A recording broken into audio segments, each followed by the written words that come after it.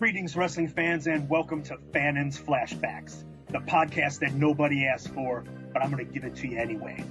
This podcast is going to cover tales from IWA Mid-South during my 12 years with the company, and it will be a part of the BMFers podcast network. This podcast is intended for mature audiences only due to the foul language and graphic details about deathmatch wrestling that it will contain. This will be your backstage pass to get a peek behind the curtain at what led to the downfall of the craziest independent wrestling promotion of the late 1990s, early 2000s. And without any further ado, Nick Manawa, hit the music.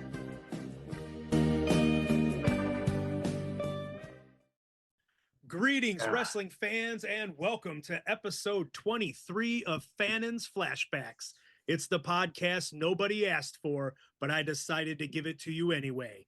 These are tales from my time in IWA Mid-South from 1997 to 2009, and we're going to break that today because there's so much great stories that this man has to tell. I am joined today by a former five-time IWA Mid-South heavyweight champion and a former IWA Mid-South light heavyweight champion, which we will definitely talk about later. One of the baddest motherfuckers on the planet, and the one man that scared the shit out of me, the one man that I let intimidate the hell out of me without ever standing up to. He's big, bad, Bull Motherfuckin Pain. How the hell are you, Bull?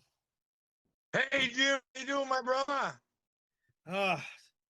Getting ready for my comeback at the end of this week as we're taping here. So, you know, I got the juices flowing, feeling young again, turning back time.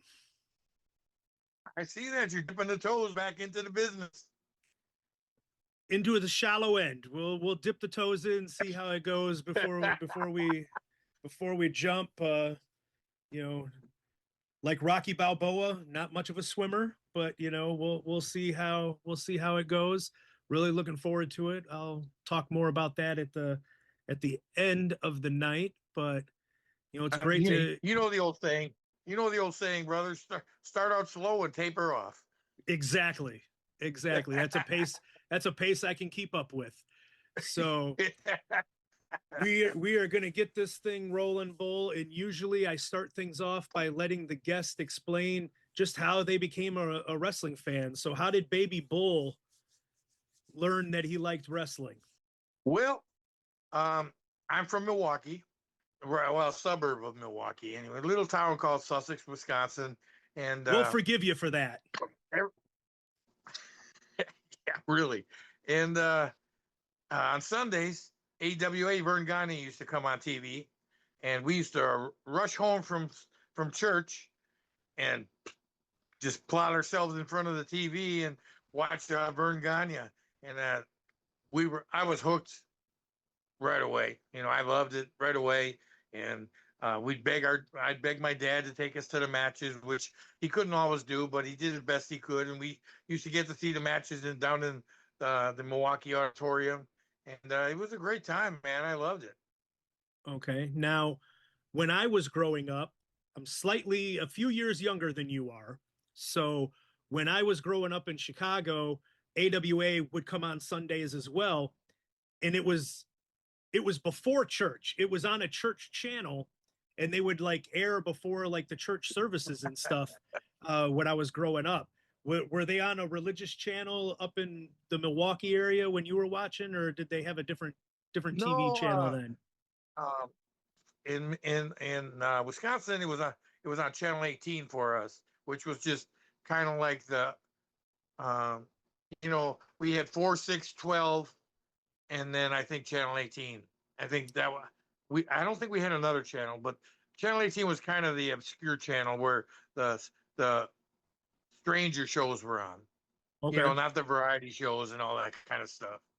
Yeah, because I think here when I was growing up, it was on Channel 26, which was one like Jimmy Swaggart and Jim Baker and all those guys would be on there, and then you'd get AWA wrestling, and I used to, I'd be watching it every Sunday morning. Loved watching those guys. And you said you actually got to go to some of those shows. I never was able to make it to an AWA show. Wish that I could have, but with my dad being in a wheelchair, that just wasn't really an option, especially back then where no places were really handicap accessible at that point. So I had to rely on just watching on TV, but it was such a great product before Vince rated it and took all the top guys and and left it. Yeah, Vince really, when he started stealing talent, he was not shy about it. He took them all. Yeah. And so you're watching it as a kid growing up. Did you immediately know that that's what you wanted to do? Or, did it hit you somewhere, in your teenage years? At what point did you think that this is something that you could actually do and want to do? Well, actually, I loved wrestling, but I never really thought about being a wrestler. I got heavy into martial arts. Well, I played high sports, wrestled and ball and all that stuff. And then when I got out of high school, I really got heavy into martial arts and kickboxing and all that crazy stuff. I fought in a bunch of tournaments. Then I fought in like 2 or 3 tough man contests, stuff like that.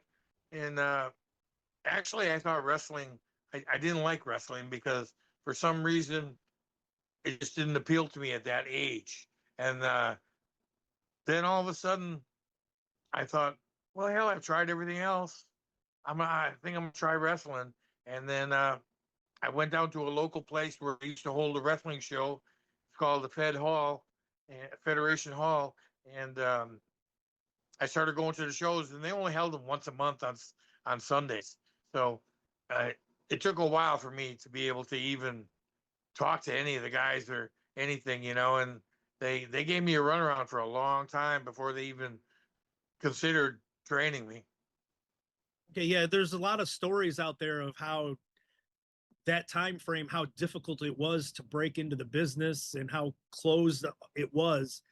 By the time I came around, the internet was just starting. When I finally got in, and that just really opened up the doors to where schmucks like me were just able to walk right on in with no trouble and no hard work at all. And all of a sudden I'm on shows, how difficult, like you said, it took forever for them to even like give you the time of day.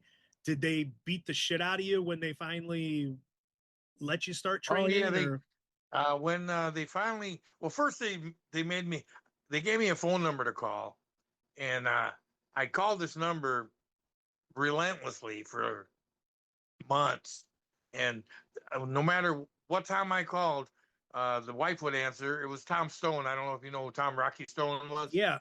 Well, him and Jake Milliman, those are the two guys, Jake, that really ran me and took the time out to teach me. But they taught me the right way. But yeah, when I first went down there, yeah, they beat the crap out of me. They didn't want me. They wanted me to quit because if I quit, then I'd go back to my friends and say, hey, yeah, I tried to be a wrestler, but it's too tough, So it put a feather in their cap, Right. And then so many countless stories like that of people that met that kind of resistance trying to get into the business, but you powered through it.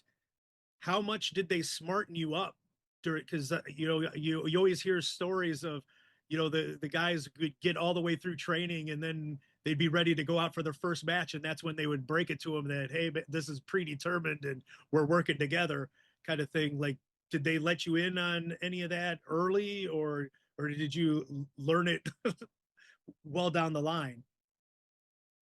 Well, what happened was, I think because I was a pretty good fighter.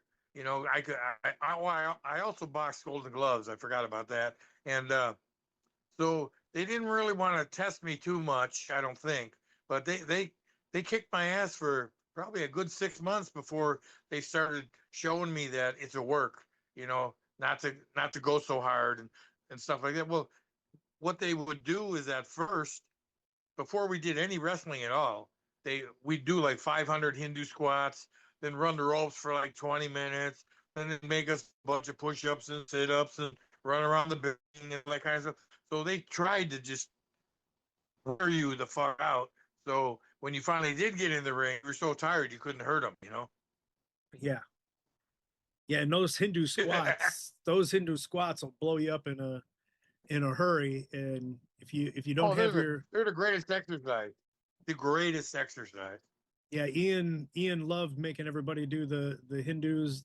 There was a couple times. I'll get into it a little later with my brief foray into trying to do some Hindu squats, and my knees weren't having any of it. So um That's a hard exercise, brother. It's a hard exercise, man.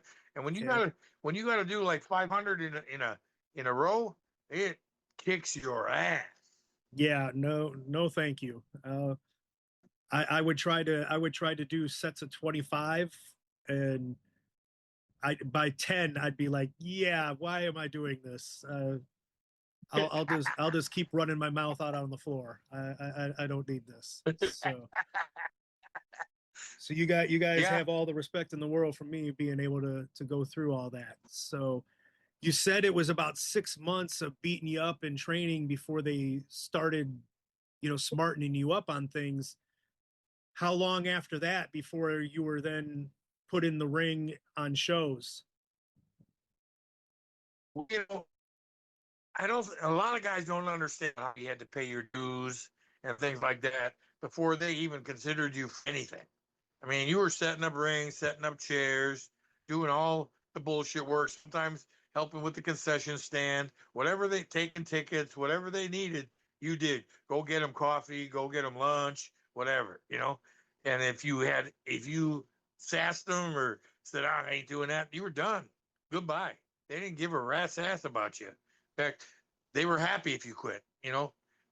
Like I said before, they didn't want you there because they felt that if you got in the business and you started learning the ins and outs of working, that if you fed up with it and quit, that you just you tell other people about it, and they put a black cloud over the business. So they were really careful about who they taught and the speed that they taught you. They made sure you know you had to really almost beg to learn because they would teach you one thing here, one thing there, but they wouldn't teach you a bunch at one time because they didn't want you to understand what was going on yet. Mm. Yeah, I couldn't imagine had to be so tough to get through that and be like, man, I'm never gonna get through this. I'm never gonna learn anything if they're only teaching you like one little thing at a time and taking their dear sweet Right. time with it. You'd be like almost wanting to move on to something else. Be like, this just isn't. Oh, you were begging to learn something, dude, and they bumped you every freaking practice till you were just bruises upon bruises. I mean, you could barely make it out to your car. You were so beat up, and. But I was stupid enough to keep coming back. I loved it. Well, you had to. I had to pull up the website Cage Match and just go through results to try to get some of this time frame of your beginning career, and the amount of times I went, holy shit, when I would look at the match listings for the people that you were getting to work right off the bat. I mean, I was like, I need to find this footage. I need to ask so many questions. I mean, it was almost like everybody I grew up on and loved and made me wrestling fans was like you were in there wrestling with them right in their prime, right in their heyday. Uh, One of the first match results that Cage Match has for you, you're teaming with Tom Zenk, and you're going against Mr. Saito and Bobby Heenan.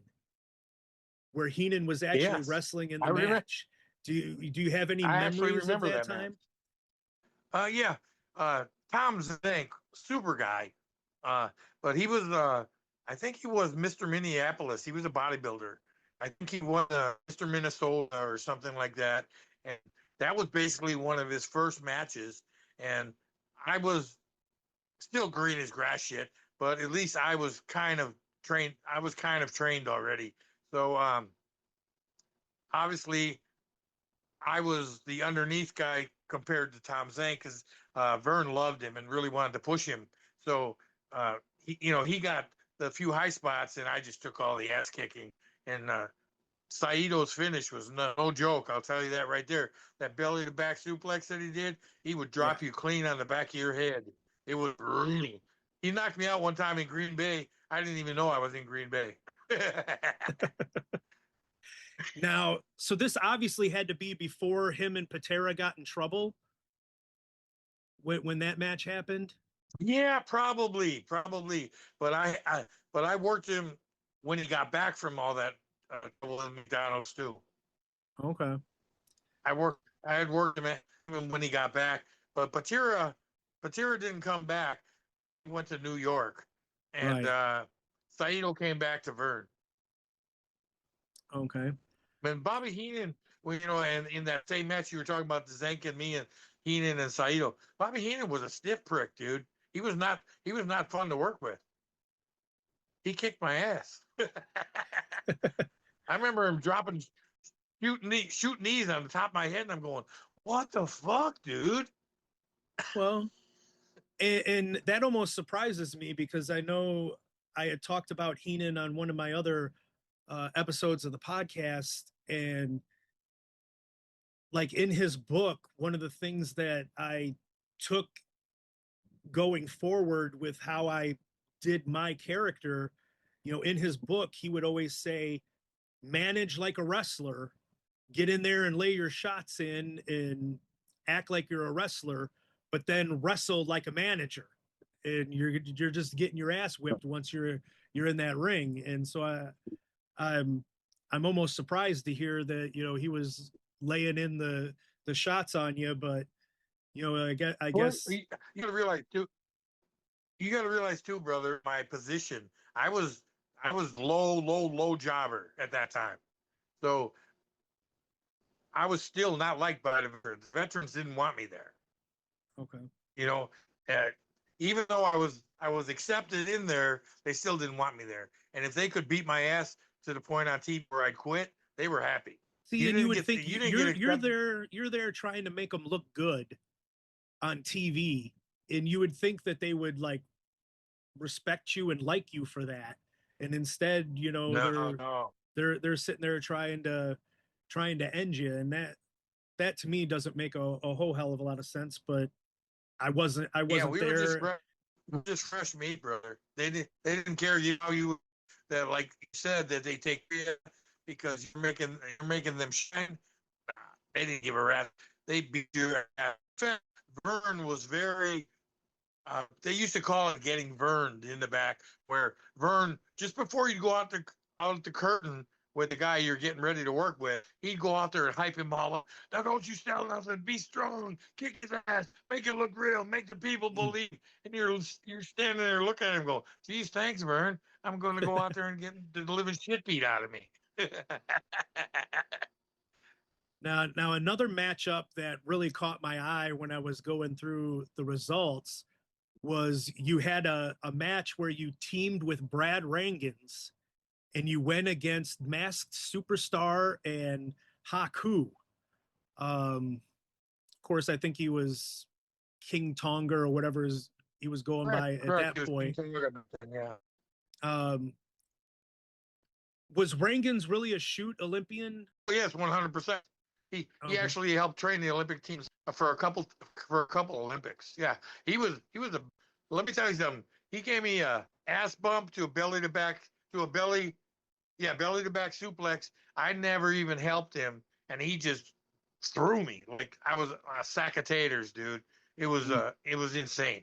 But yeah, I wrestled Brad a bunch because Brad was Vern loved him, but the people really didn't like Brad because not he just wasn't much fun to watch.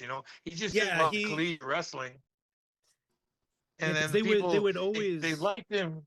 They liked him because he was a big, but they really didn't enjoy matches. I don't think. But his matches with I wrestled him, oh, probably dozens of times because when I started doing house shows for Vern, he was a lot of times the opener match, and then they would just feed me to Brad. Yeah, as I can remember when I would watch him, and and they'd always build him up, and oh, he's this Olympian and he's great, and he didn't have charisma, he didn't have much of a personality, and No, nothing. by the end of the No, no. match, you were like, oh man, I can't. Even as a kid, I was like, I just can't get into this guy.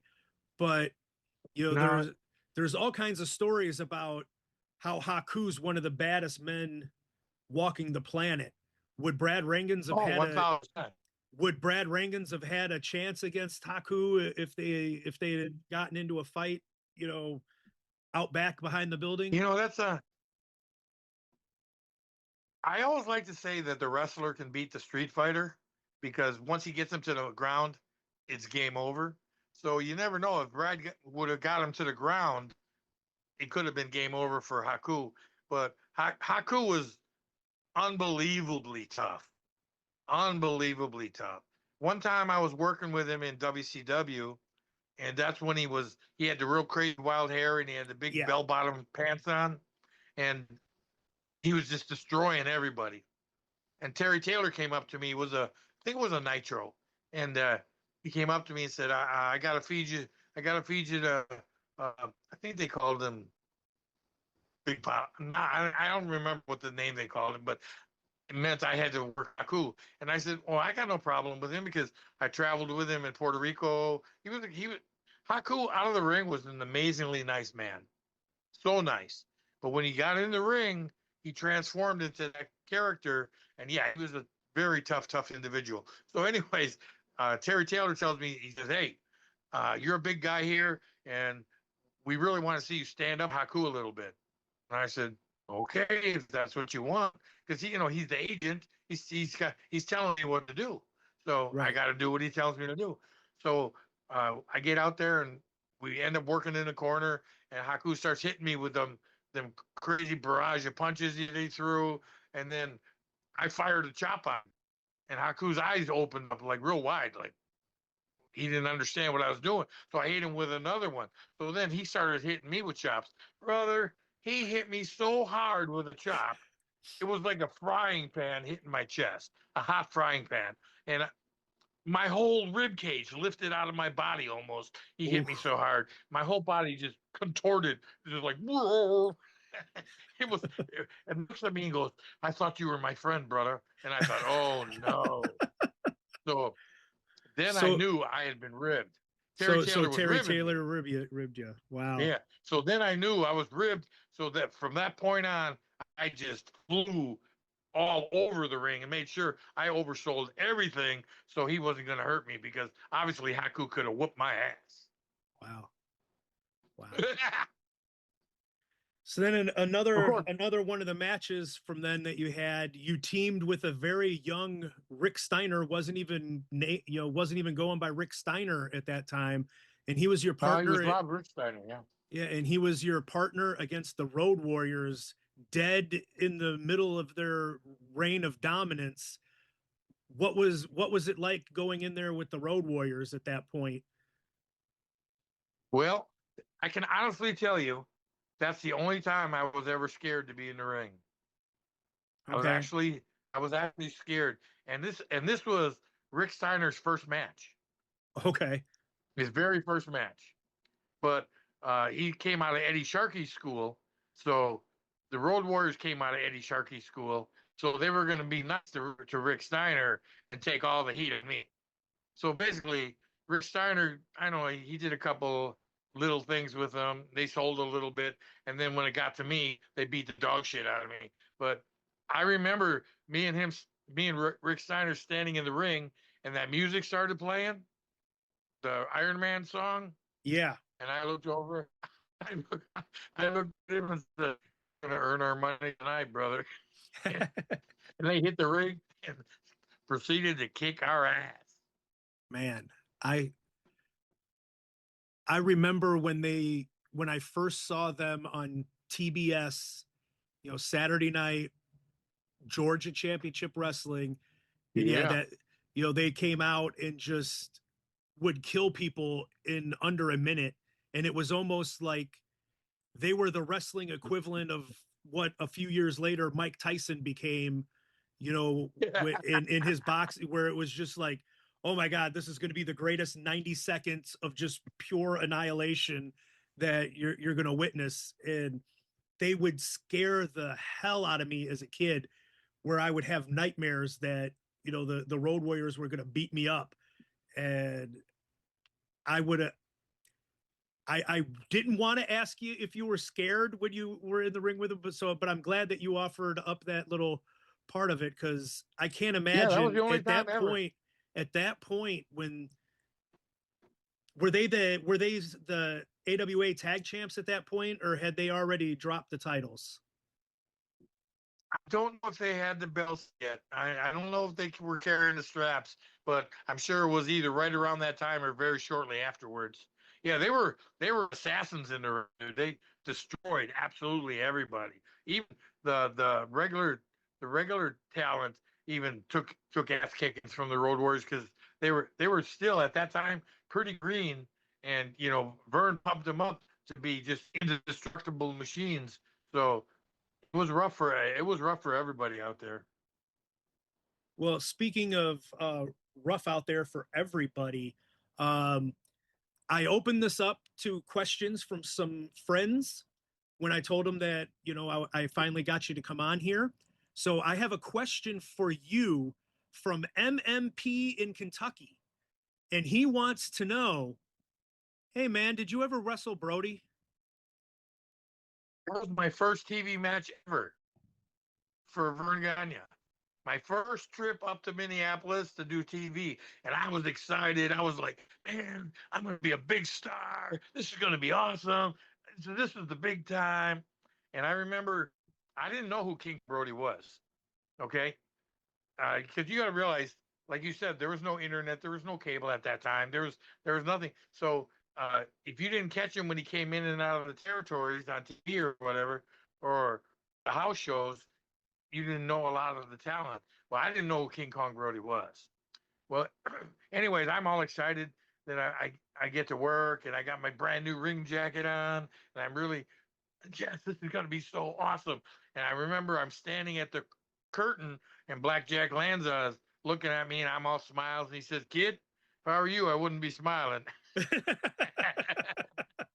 And I thought, oh, he wants me to be serious, but when I go out there, so I better be serious. So I better stop the smiling. I didn't know what he meant was, when you go out there, you're about ready to get your ass handed to you.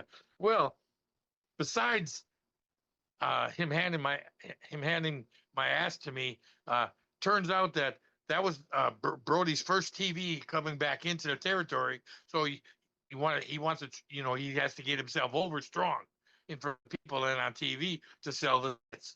So what happened was, when he flew in, luggage. So he didn't have his wrestling gear. He didn't have nothing. So he came to the ring in street clothes and was pissed off about it, because he didn't want to work because he didn't have his ring gear. But Vern said, "You're here. You're working. I need you to sell me some tickets. Get out there and do your thing." So yeah, he beat the living dog shit out of me. He had tennis shoes on, and he kicked me in the head so hard that he actually juiced me with tennis shoes. That was my initiation into Vern Gagne doing TV. And like, you kept calling him, King Kong Brody was what they called him in AWA. That was because of Dick the Bruiser. He couldn't be Bruiser Brody. Is that right? Yeah, I believe so. I think that's why they did it. Yeah, yeah. He was King Kong Brody back then, and then of course, he was Bruiser Brody everywhere else. Okay. Well, I will let Mean Mitch Page know that that his Oh, question that was the his Mitchell Page. yes, that was You didn't Mitch. tell me it was Mitch. Well, My brother Mitch. I love that, man. Yeah, he said to make sure that at some point I had to ask you if you'd ever worked, because he needed to know if you'd ever worked Brody. So Well, yeah, I did work Brody, and when he does that knee, that flying knee that he used to do for the finish, yeah, I can honestly tell you, I thought I was going to die because he was so high up in the air, and it like ekes out the lights. I could see that giant knee pad coming straight for my face. oof. But did you flinch? Brother, I probably shit my pants. I probably shit my pants and passed out at the exact moment he hit me. Well, I was just a guest on a podcast last night called Shining Wizards Podcast, and one of their questions was, "When was the last time you shit your pants?" So, you just answered one of their questions for with Bruiser Brody coming at you for that knee drop. That'll do it. That'll do it. One of the other matches that I saw on the list of results that just wowed me, the Fabulous Freebirds versus you and Kevin Kelly. What was it like wrestling the Fabulous Freebirds in their heyday? Was it, the results just said Freebirds? Do you remember what the twosome was out of the three of them? Was it Hayes, Gordy? Yeah, it was Gordy and Hayes.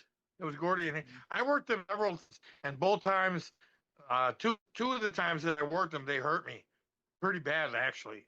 Uh, one match, they Michael Hayes threw me in the ropes and gave me a backdrop, and then Gordy caught me in the air into a pile driver. Ooh. Tombstone almost, and yeah, he spiked me hard. That was my first neck injury of the business. So yeah, he spiked me hard, stuffed my head right through my asshole. Oof. And then Buddy Roberts came off the top across my knee and hyperextended my knee really bad. Do you think they were doing it on purpose? Like you said earlier, the veterans would try to put, hurt the undercard guys and get them out of the business. Well, Do you think they had done it on purpose or just an accident? I'd like to believe that they did it. They didn't do it on purpose, but you could never tell. They'd come in the back after you're laying there all hurt up, and I'm really sorry, I'm really sorry. But when you were out in the ring, they didn't give a rat's ass about you. So no, I don't think they did it deliberately, but you were just collateral damage. They didn't really care. If you got hurt, you got hurt. Okay.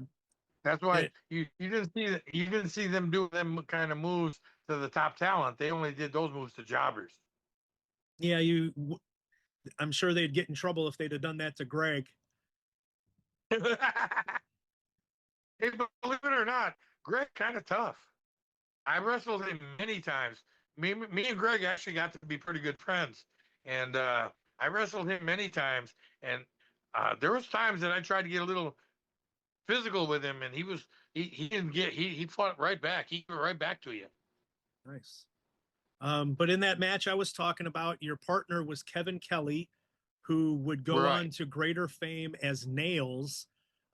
Did you picture your tag team partner that night as being someone who would almost kill Vince McMahon? He was really odd egg. He was really different, And when he was doing the Kevin Kelly gimmick, he also teamed with one of the Nitskis, I think, the Nitsky brothers. Do you remember do you know who I'm talking about? I think so. The name and then rings. Sherry Martel managed him, Yeah. and then eventually, I think Medusa ended up managing him. Nick, I can't remember his last name. Nick Kaniski. That's it. Nick Kaniski was his partner. Was that Gene's kid? Yeah. He was out of Canada, I believe. Yeah. And because Kevin Kelly was so terrible, they had to put him in a tag with somebody that could actually work. Because Kevin Kelly was absolutely awful. And he threw those really terrible kicks that looked terrible, but they actually killed you. They every time he kicked you, he was knocking the wind out of you or bruising the rib or something. He was just bad. Well, I will say it. I wish that he had killed Vince McMahon, but maybe we can, maybe in an alternate universe it happened. I don't know. Yeah, he was not all there, dude. His elevator didn't go to the top. There's there was many times where he hurt guys, many times. Okay. Well, we went through a bunch of tag matches that you had in AWA during this time frame. You also had a great run of singles matches against individuals. So I'm just going to combine it all into one thing here because I saw that you had wrestled Nick Bockwinkel, Kurt Hennig, Sergeant Slaughter, Rick Rude, Brody. There was a 6-man tag that you were in where you were in there with Harley Race. Out of all these guys that you were getting to wrestle during this time frame, who was the best singles wrestler that you had to face out of all those guys? You mean the one who let me work or the one who was The so one that good? you think, the one that in your opinion was the best out of that group, however you want to judge them. Like if you were going to say this guy was the best out of all those, was it Bockwinkel growing up, AWA guy, or Yeah, yeah, I would if I was going to talk by talent wise in that era, I would say Nick Bockwinkel was really by far the best one out there. Uh, also, I worked with Ray the Crippler Stevens too, which was he was amazing to work with also, and I don't think a lot of people got to work with him because when I came around to working him, he was pretty much on his last run. He was he had knee replacements and a few other things, and he wasn't he wasn't up to par working full time anymore, but he still worked shows for Vern on occasion. I was lucky enough, actually blessed really, to work with him because what a great guy he was. But I liked work. I worked Kurt Hennig quite a bit, so I liked him. We had good matches. I also liked working Greg Gagne. I had good matches with him.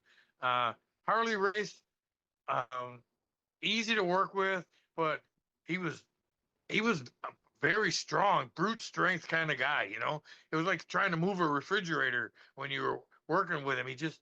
He was hard to move around. Plus, you got to realize too, I'm only a jobber then, so they're not going to in Vern's territory.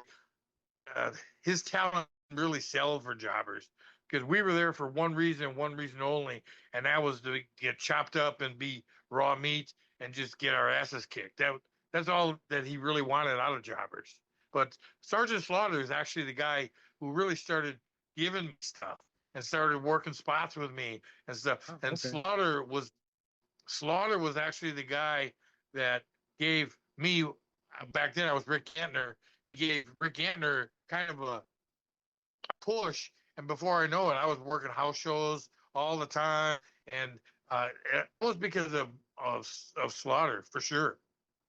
Nice, nice. So yeah, that was going to be my follow up. Was since we went talent wise, then which one was the most giving of who? And so Slaughter was the answer there for that one. So that's cool to hear that about Slaughter. You never know with some of these guys. If they're going to take advantage, like you had talked about, some of them would do to people, and it's nice to hear that. I think that was one of the things that I liked so much, and why Flair was one of my favorites growing up. Is he would do the TV matches, and he would let the jobbers like almost pin him a couple of times, and he'd let them shine. And I could remember him like making Mike Jackson look like $1 trillion on TBS, and where you would think that, oh my God, he almost won the title. And then you would Well, see yeah, like look. and then you'd see the guy like the Road Warriors, where if you breathed wrong, they would take your head off, kind of thing. So Oh, you look at Bob Cook too. Bob Cook had some good matches with Flair. So yeah, yeah, see Flair was of the mindset if I beat a dish rag, what am I really beating? You know, so Right. which I think is absolutely the correct way to look at it, because if he comes into the ring and just beats you from pillar to post and basically does whatever the fuck he wants to do, who did he beat? Nobody. You know, and Right. the fans will shit on that. They'll say they're booing because if the jobber doesn't even get a couple of spots in or even a punch in or anything, it's kind of, after about 30 seconds you're tired of watching it. Right. Yeah, it's real hard after, like you said, after about 30 seconds, if the guy's not gonna have any offense at all, if he's not gonna, I mean, why are you even watching unless you're doing stuff that is just astronomically like insane power moves that no one else can do, or you know, some kind of high flying thing that no one's ever seen before. Yeah, you're just wasting time out there if you don't have anything truly special, if it's just going to be a one-way fight out there. Yeah, well, the reason Bob Slaughter, Sergeant Slaughter, gave me a lot, I think, was because I was willing to take crazy bumps for him. Like, that's where I started taking the slam off the top and all that stuff. I came to him and said, "Hey, I'd really like to take a slam off the top for me if you don't mind." And his eyes lit up and he said, "You do that for me?" And I said, "Yeah, of course. You're Sergeant Slaughter. I'd love to take a slam off the top." And then he said, "Okay, well, if you take the slam off the top, we'll do this and we'll do that and we'll do this. How's that sound for you?" And I was like, I was all excited. It was like, wow, I'm actually going to get to do something out there. And then Nice. after I worked him like three or four times, maybe half a dozen times, uh, Rheingans started taking notice that I could work. And before, like I said, before I know it, I was doing house shows. Nice. Well, yeah, that's, you got to take your put yourself out there, take some chances, and then opportunity comes your way. um Around this time you're also doing jobber matches for WWF, and Right. you got to go against, so we're going to do what we did with the singles wrestlers. There was some great tag teams that between AWA and WWF that you got to work with. You were in there with the Midnight Rockers, the Road Warriors, the Freebirds, British Bulldogs, Hart Foundation, Strike Force. Who was the best tag team that you faced off doing the jobber matches, talent wise, in your opinion? And then, like you did with the singles, who was the one that was let you do the most and actually tried to give you a little shine in the match?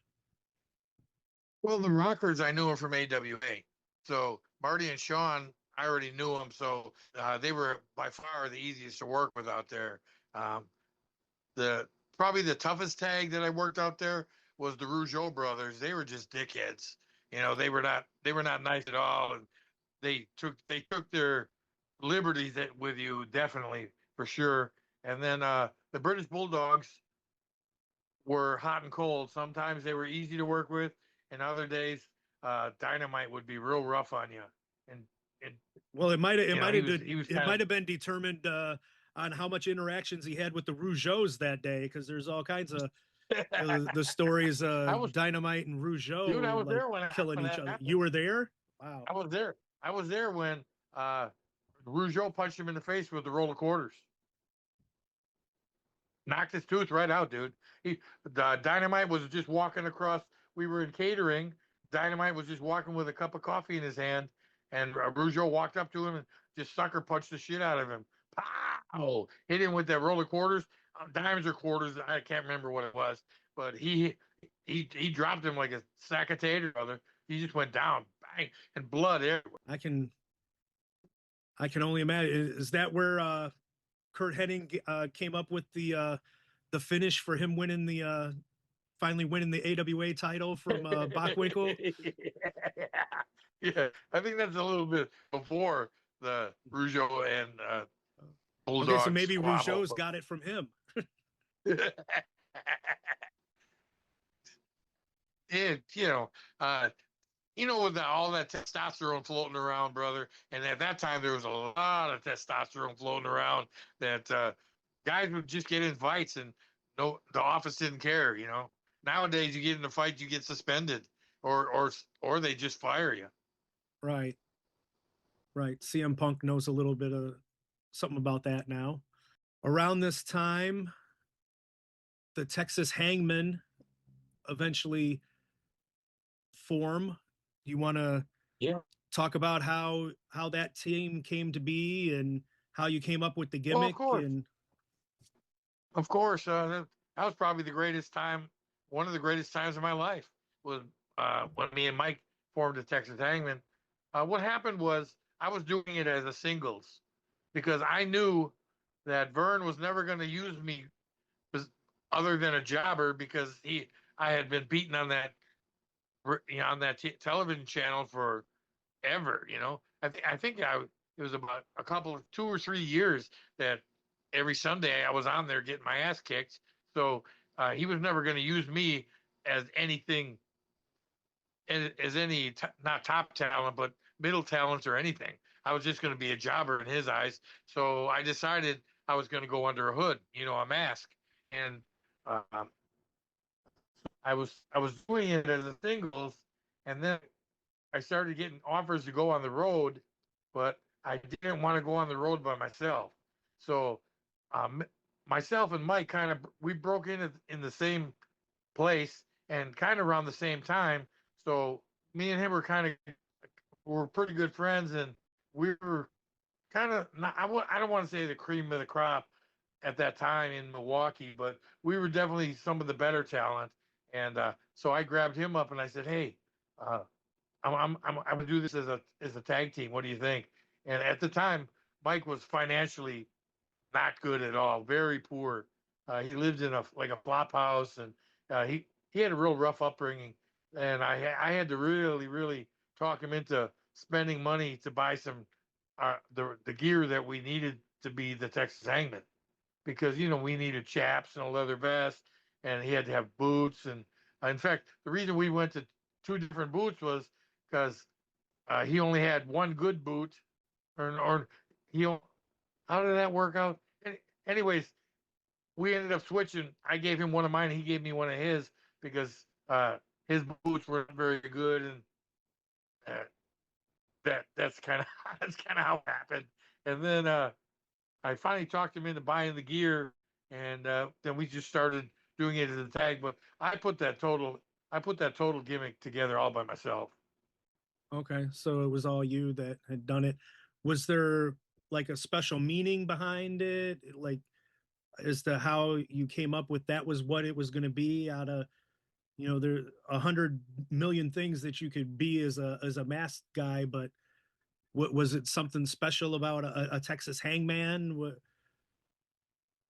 But I can honestly tell you, I really don't know uh, how why I called myself the Texas Hen, but uh, I knew I wanted to do something really cool and different, and I didn't want to be a cookie cutter, just a rip off of someone else.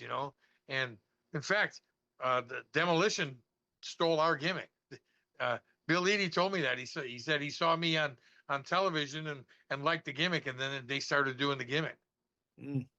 So they changed it a little bit, but like how we had like a executioner hood on, and we'd take it off, and we had obviously a mask on underneath. I got that idea from Mil Mascaris, who used to go to the ring with one mask and then take off the other and have a mask underneath. I thought that was always real cool. I was a big fan of Mil Mascaris's, who I eventually got to work with in Mexico, which was really cool, and I got to see him with his hood off, and we talked and everything, and he never took his hood off for nobody. Wow. Is he still alive? You know, I'd probably say no, but he might be. I hope he is, because he was wonderful to me. A lot of people didn't like him, but I'll tell you what, he liked working with me because I worked American style with him down in Mexico, and I'll tell you, we started a few riots in some of these arenas because he let me get so much heat on him, and the people did not like that some gringo was beating up their hero Mil Mm. Mascaris. So there was many times we had to have security take us back to the locker rooms, and even sometimes they had to shoot their guns off in the air to scatter the people to get out of the way. One time I was wrestling with Bad News Brown, and we got into a huge. It became a big riot. We were working I want to say the Vianos, Super Vianos. I don't know if you know who those guys are. We worked the I think I Vianos. saw a little bit of them on Nitro. I think they had come Yeah, into there was. Nitro for a while. Yeah, there was back then. You're talking about in the early to mid '90s, and they the father and then the two sons were called the Viano brothers. And anyways, yeah, so it was a big to do, and Bad News Brown, who's Olympic judo. I don't know if you know, he's a judo Yeah. specialist in. Okay, well, he's a shooter, obviously. So he said, "Follow me." He said, "Do not, do not get separated with me, and just follow me, and we'll make it back to the dressing room." Dude, it was like watching a movie. He was kicking ass, throwing guys all over the place. I was doing my best to fend them off too, but you're talking about hundreds of people swarming around you trying to kick your ass, and he was just punching and kicking and throwing, and there was times where I'd stop and just watch him because it was so fucking cool. And then I thought to myself, oh, catch up before you get your ass kicked, because they'd have killed you back then. That was I always wished that I had at least one experience with a crowd like that.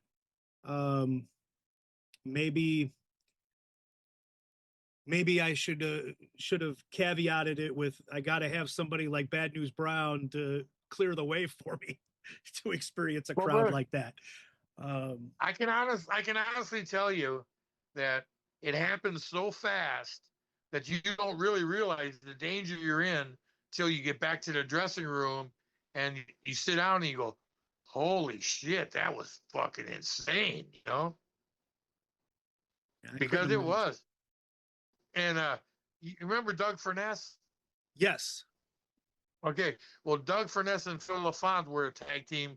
They were doing some American gimmick, American Canadian gimmick. I can't remember what they were called, but they were on that same tour with us, and we all rode in this like little Volkswagen van, and we all van after and surrounded the van.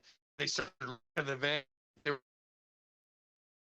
And they almost got us tipped over, except for the security showed up and started shooting their guns off in the air, and they scattered like cockroaches then. But otherwise, yeah, they took that van over. We were inside of it. Doug Furness, he was shitting his pants. He was pretty scared. Actually, so was I, though, too. That I couldn't imagine. I just could not imagine. And so on September 29th, 1990, the Texas Hangmen win the WWC tag titles in Puerto Rico from Super Medicos. Was that like your first main title in the business at that point? Yes. Yes. Did that mean anything to you getting to win that title? Was it just a prop? Didn't really mean anything, or No, the fact that you did all the job matches, did it make it mean more that you had elevated yourself beyond that point? Winning the titles to me was a real big deal. In fact, most important belt that I ever won. In fact, I have a replica of it in my house, because that was really the defining moment, I think, of where we actually made it in the business. We were going to get ranked in the top 10 tag teams in the magazines and stuff like that. And I think Puerto Rico is where success actually started happening for me in my career. So yeah, it was we worked in Medicos, which was a father-son team, and they were good. They were good. They wore all white outfits, and then they had the medical insignias on the side, and it was Eric Estrada and his boy named Cheo, and then he had another brother that unfortunately just passed away like within the last couple of years, and so we had three of them. There was three medicals, but they were real good guys. They could really work, and they were just we had a really good match with them, and they were there to put us over because you got to realize at that time Brody had just been killed not very long before that. Yeah, it was had to have been like two. Yeah. So that was like what 1988, and this was 90s. So you're looking at no. Brody was killed in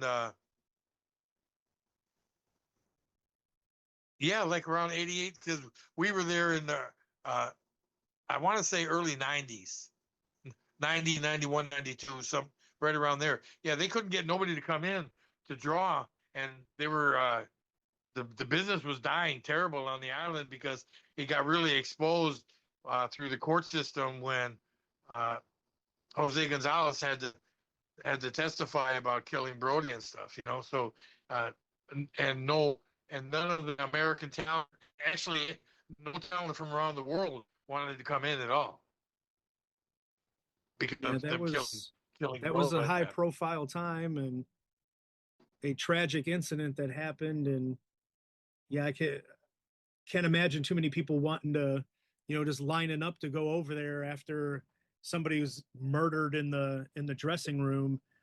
Yeah, I don't think No, I don't think I'd want to be there. Did you guys have any fear of anything happening when you were there? not the when you have to understand when you work in Latino countries, they're very bloodthirsty and they're crazy fans. They're crazy fans. Like in Puerto Rico, they would throw batteries at you, rocks at you, anything they could get a hold of, they would throw them at you. And if you got too close to the people, they'd try to stab you or cut you with a razor or whatever they could do that they thought to hurt you because they did not like, especially gringo heels. So it was dangerous work there at the time, but it was also crazy fun because it was the fans reacted to everything. They loved everything. So no matter what you did out there, they would pop for you, and it was, especially if you went out there and took big bumps and uh, got a lot of juice and stuff like that. That you got over strong. Uh, they teamed us up with a manager named Profi, who was Peel manager at the time, and he really helped get us over with interviews and stuff like that. And he taught us the ropes of how to work these people. So Profi told me that us sheep herders were by far the most uh, teams ever on the island of Puerto Rico. So that was pretty cool to be considered to be the same as the sheep herders because back in those days the sheep herders were top heels. Right, right. Crazy how different they became once they went up north and became the bushwhackers. It was almost a completely 180 from what they were as the sheep herders. Well, yeah, they turned out to be a comedy team. I worked with the bushwhackers several times, and they were just great guys, easy to work with, and like you said, they were a comedy team. They weren't going to go out there and do anything too serious. So I think I saw you guys won the tag titles there in Puerto Rico twice before you end up going to Memphis, I think was what was next when I was looking at the results. What led to you guys leaving Puerto Rico? Was it just the money wasn't good enough to be down there? No, we were making like $1,500 a week. So that was top money back. That was top money back then. $1,500 a week in a I mean, Puerto Rico is it's a small island. It's only 90 miles long or 90 miles wide by like 130 miles long. So it's a fairly small territory. Believe it or not, the drive took forever because you're going through the mountains and all kinds of crazy stuff. So, and to get out of San Juan, Puerto Rico, traffic bumper to bumper, 24/7, just about. It's insane. So it takes a long time to get to the island and stuff like that, just because of the fact that traffic is so insane. Mm. Crazy. But well, here's a funny story about this is me and Mike's first time in Puerto Rico. We just land, and a guy's name was Felix, and he picks us up to take us to. We got to go to the TV studio to cut interviews for that following weekend, because we were right away. They threw us into the tag team title mix. Anyways, we're driving, and some car slams into us, and our bumper goes flying off the car. And I'm thinking, holy fuck!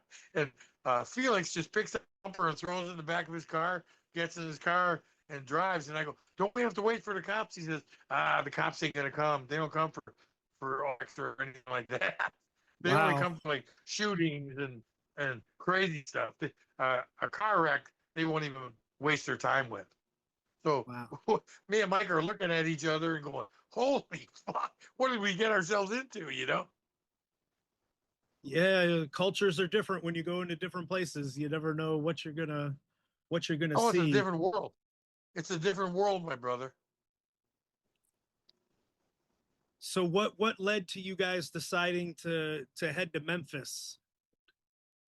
Well, you can only stay so long in a territory. In the territory days, you got yourself anywhere from 6 months to a year and a half to maybe 2 years.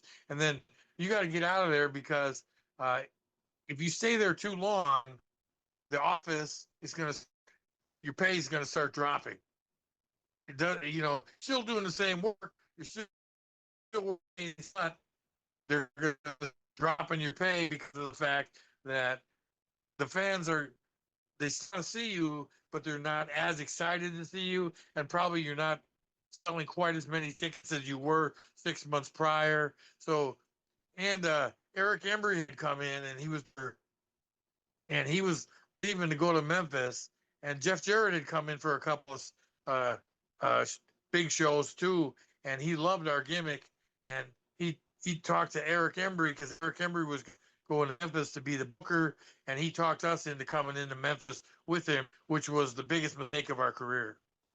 USWA was garbage.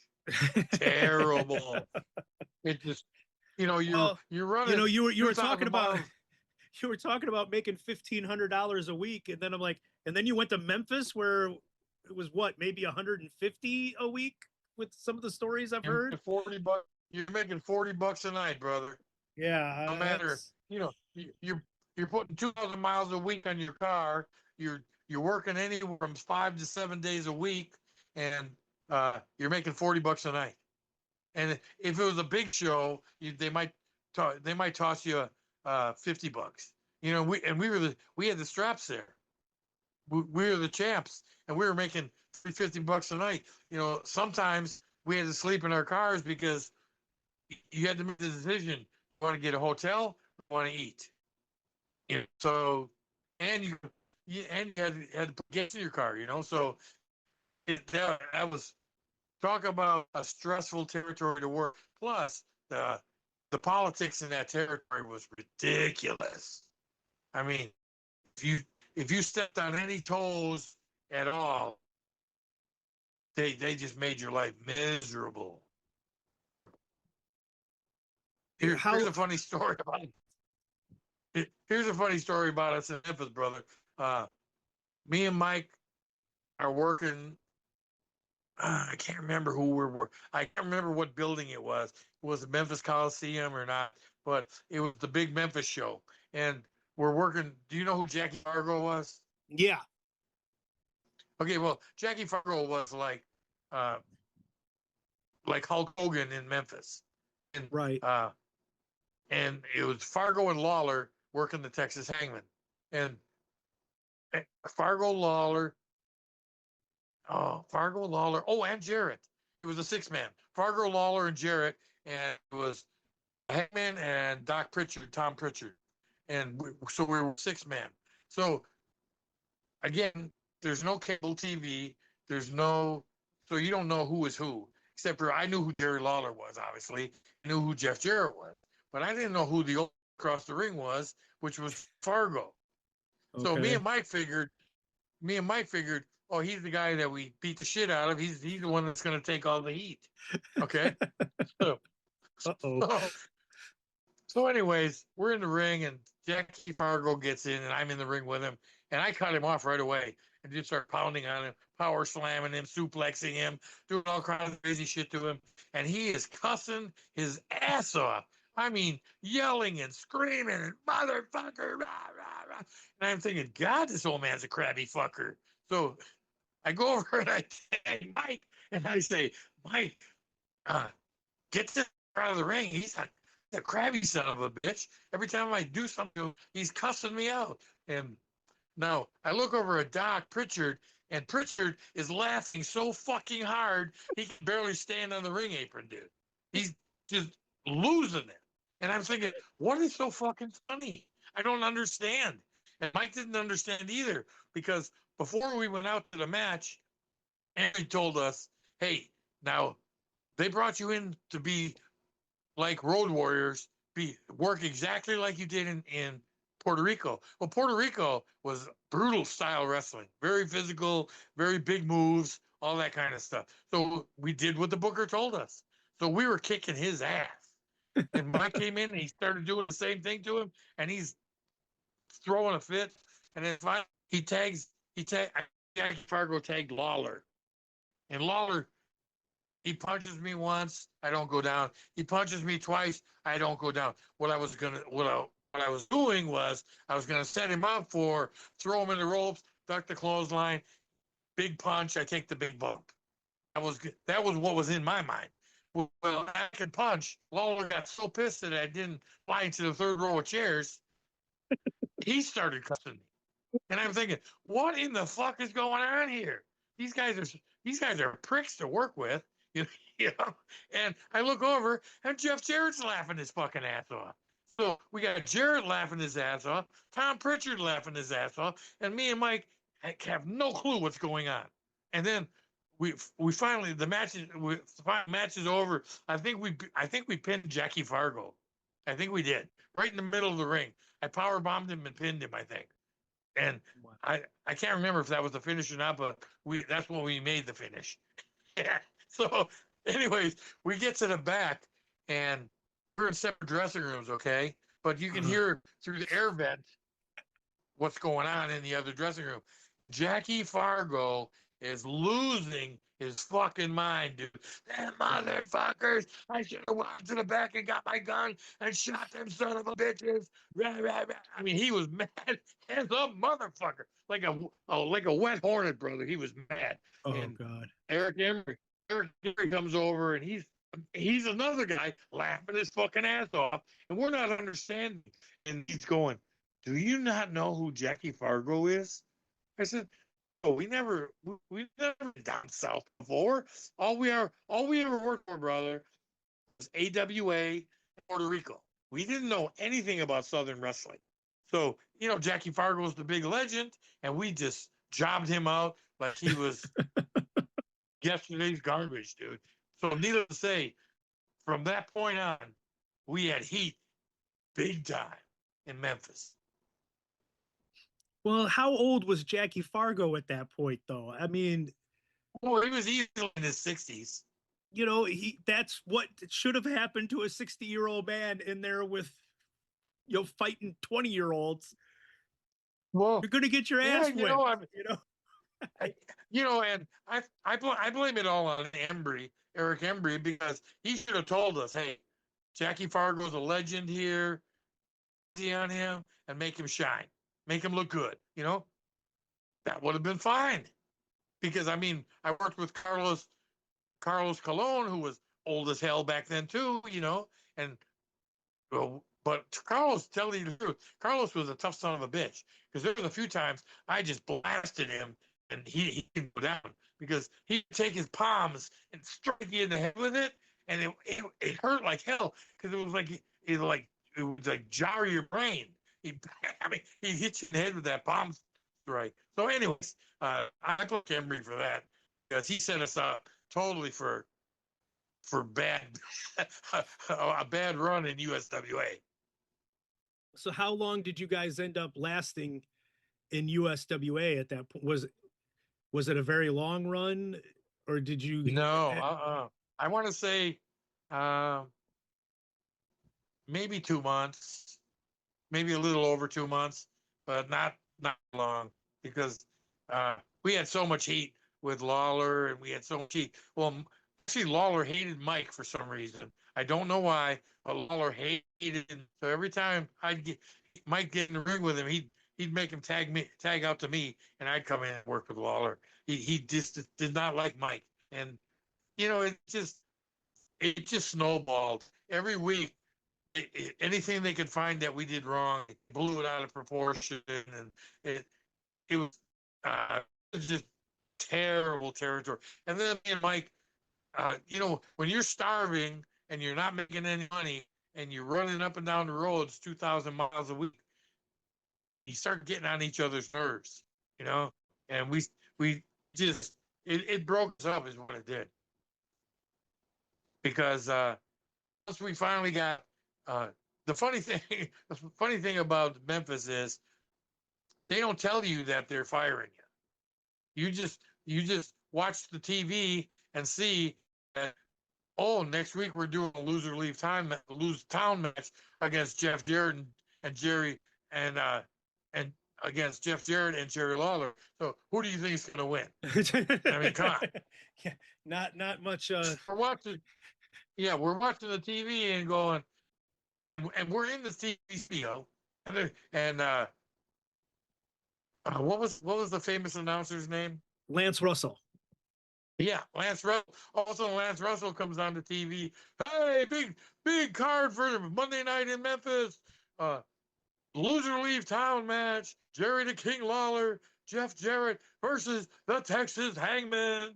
So obviously we were done, Ugh. And sure enough, that's how we got, and then so you drop the straps on Monday in Memphis, and you still got to finish the rest of the week out.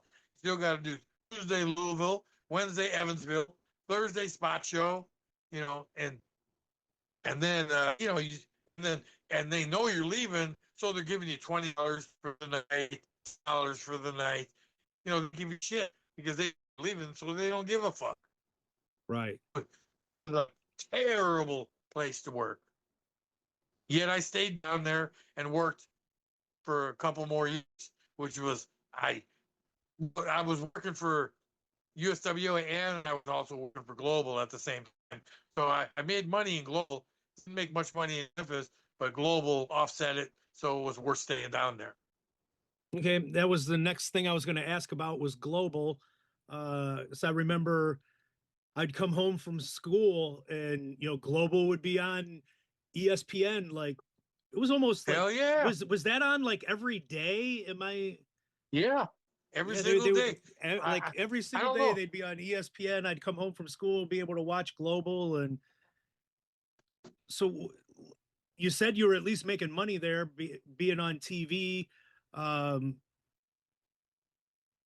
ESPN wasn't quite what it was now at that point.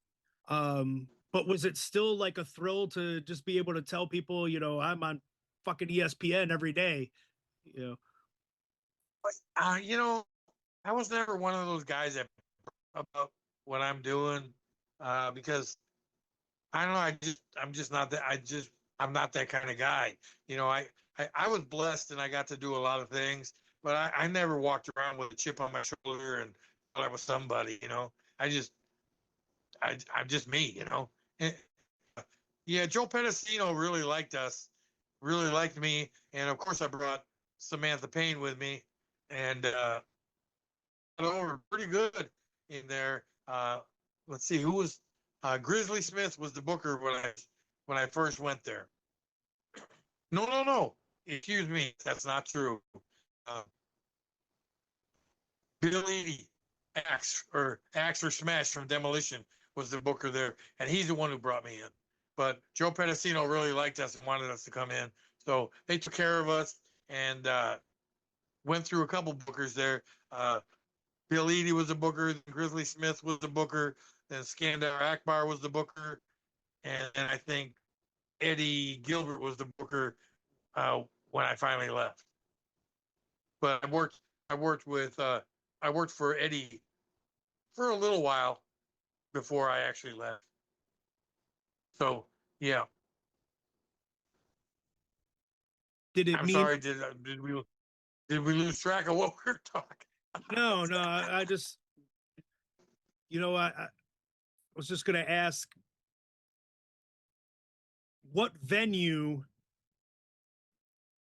meant the most to you that you got to work in doing all this, because you were talking, you got the Mid-South Coliseum, you got the Sportatorium in Dallas, you got the places down in Puerto Rico, and made tours of Japan and down into Mexico. Is there any place that, like, historical venue that just grabbed you? Was it one of the AWA ones because of watching it as a kid? What did Well, you hit any are of you the main talking ones about? when you did WWF? Like, Are you talking about volume of crowd? Or are you talking about which I just preferred to work at? like, was any of it like just a special, like, I can't believe I'm wrestling here kind of thing, like in this building? Like, Yeah, some I people would wrestled when I say, like, wrestled. if they were in the Madison Square Garden, they'd be like, oh my God, can't believe I'm in Madison Square Garden. Like, was anything? I got to work Madison Square Garden. I worked a house show for WWF. I worked Paul Roma actually.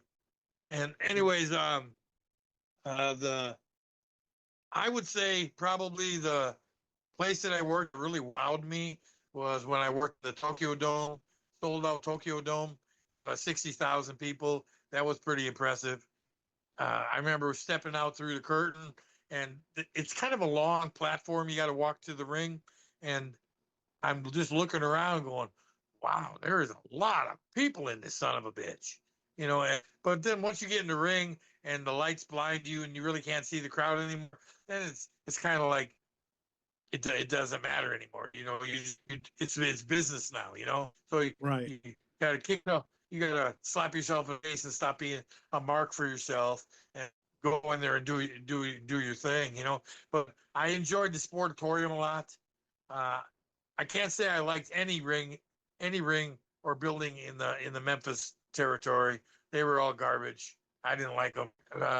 Let's see, Puerto Rico. I enjoyed a few of the stadiums we worked because the crowds were pretty big. We drew them a lot of money. We made that territory a lot of money, and so we had big crowds. So those were pretty exciting too. And even when the few times I worked Arena Mexico, that was pretty exciting too because it drew really big crowds. I worked on cards in Mexico. Some of the talent was like Chris Benoit was there, Bam Bam Bigelow was there, Too Cold Scorpio was there. In fact, Chris Benoit was still the Pegasus Kid back then, and Bam Bigelow, oh yeah, Baddest Brown, Giant Warrior. Uh, it was quite a crew. Oh, Doug Furness and Phil Levon. All right, Okay, buddy. so you were saying Phil LaFon and Doug Furness and some of the other guys that were on that tour. Yeah, I mean, what a lineup. I don't know how I got on that lineup, but I did, and I got to work with some really amazing talent. So it was a good time. So And you said that those are was the probably my Mexico. favorite places. Yeah, that was Arena Mexico. Yeah. Okay, so I got that as being March of 1992. That you got to do Mexico. So you had done Mexico, you'd done Puerto Rico, Japan. Was there any other, like, foreign countries that you hit during this time frame? Oh yeah, I worked. Uh, that time frame. I worked New Zealand, and then I also worked. I went to Australia a couple times. Okay. Oh, Did you work the and sheep I herders in also New Zealand? no, I also worked in South Africa, Johannesburg. Was that against Colonel De Beers? He wasn't really from Africa, dude. Come on, he was from Portland. Work with me here, Bull. God damn it, work with me. his name his name was Ed Wiskowski. I don't think he was. I don't think the big Polak. I don't think came from Africa. You're supposed to say that you wrestled Colonel De Beers in South Africa in front of 100,000 people. That's what the answer is supposed to be. And you were supposed to have wrestled the sheep herders in New Zealand in front of like 50,000. I was on some card with them, but I didn't get to wrestle them. Okay. You got to realize that. I also worked ECW. Don't forget ECW. Yeah, that was the next one on my list. Is that where you ended up meeting Ian, or had you already met him in Memphis by that point? Yeah, actually, I met him in Memphis, and him and Axel, obviously. And back then, he was really a cool guy. I really enjoyed him. And in fact, I had him staying at my house because, like I said, when you're in Memphis, you're poor. You can't make a living. But I had a real nice house. Me and Samantha had a nice house, and I had spare bedrooms. So I let them stay at my place when they were in the Memphis area. Yeah, I'd heard stories of how the guys would have to stay 6-8 guys in one hotel room and go hit the McDonald's dollar menu so that you could have a place to sleep and some food in your belly and have a couple of bucks left in your pocket at the end of the night after doing the Memphis shows. Dude, it was so bad that you remember Chris Candido, right? Yeah. Of course. Chris Candido and a guy named Tex Slassinger, who later became I See You. You probably liked it better when you couldn't see me. Yeah, so back then Ian and Axel were good guys. I always liked Axel unfortunately till the day he died. Brian was a cool guy, and obviously we know all about the other shithead. Yeah. That we do. But now that did you have any stories you wanted to share about ECW before we transfer over to the IWA portion of the show? Oh, sure. Well, anyways, Axel had a tendency to disappear sometimes. He'd be, he would disappear sometimes, and at the time, Ian and Axel were a pretty hot tag team in ECW. And at that time, they were working against each other and doing all these hamburger matches, barbed wire bat, Taipei death, all that stuff. And nobody else wanted to do those matches with Ian. So Ian called me and said, "Hey, you want to come in the ECW?" And I said, "Sure." And I knew Paul Lee from AWA because Paul Lee had come in managing the Midnight, is it the Midnight Express? Randy Rose and yeah, the original Midnight Express. Yeah, I can't. This really irritates me because I can't remember the other guy's name. Dennis Condrey just passed away. Just passed away this week. Yeah, what a super guy he was. I'll tell you a quick story about Dennis Condrey. We're shooting TV in Vegas for AWA, and I'm working Jerry Blackwell. Well, back in those days, Vern did not want you to work independent shows. They were called outlaw shows. And he thought that outlaw shows smartened up the people because a lot of the outlaw shows were pretty bad. So it smartened up the people, and he thought it hurt the business and all that stuff. And they had found out that I was doing the Texas Hangman gimmick in on outlaw shows. Well, anyways, uh, Jerry Blackwell was Vern's shooter. He was the iron of the crew. That's what you called the shooter of the shooter of that would hurt you. He was the iron of the crew. So, anyways, I had a TV match with him, and anyways, uh, Juice was the referee, and Jerry Blackwell I had known for a couple of years already. I never had a problem with him. In fact, I think that was the first time I ever worked. Never worked him before, but I was kind of looking forward to it. He was a pretty big star in AWA, and Yeah. we went out there, and no matter what I did to him, he no sold me, no sold anything I did, and he was punching me in the head so hard. I couldn't figure it out, and I'm looking at Juice, which was Al DeRusha. You, you, you know who Juice was? Al DeRusha, No, the I'm referee. not familiar with him. He was a young kid. He was a young kid. Anyways, he was Al DeRusha Senior's kid, who Al DeRusha Senior was kind of in production and all that stuff for Vern. He did a lot of the production work and stuff. But anyways, Juice was in there, and I'm saying to Juice, "Hey, Juice, this guy's beating the fuck out of me. What's his problem?" And Juice keeps telling me, he says, "Lighten up on that kid, lighten up on the kid." And he's hitting me harder and harder and harder. I mean, we get to go home. So he picks me up and gives me like a Samoan drop and lands on top of me. Now, Jerry Blackwell was a big dude. Very He big. weighed like 400, 450, and Yeah. just crushed my ribs. I mean, hurt me bad. And I couldn't even breathe. I'm gasping for air. And I'm saying, "Juice, I'm hurt. I'm hurt." And Juice is telling Blackwell, "Hey, motherfucker, you hurt him."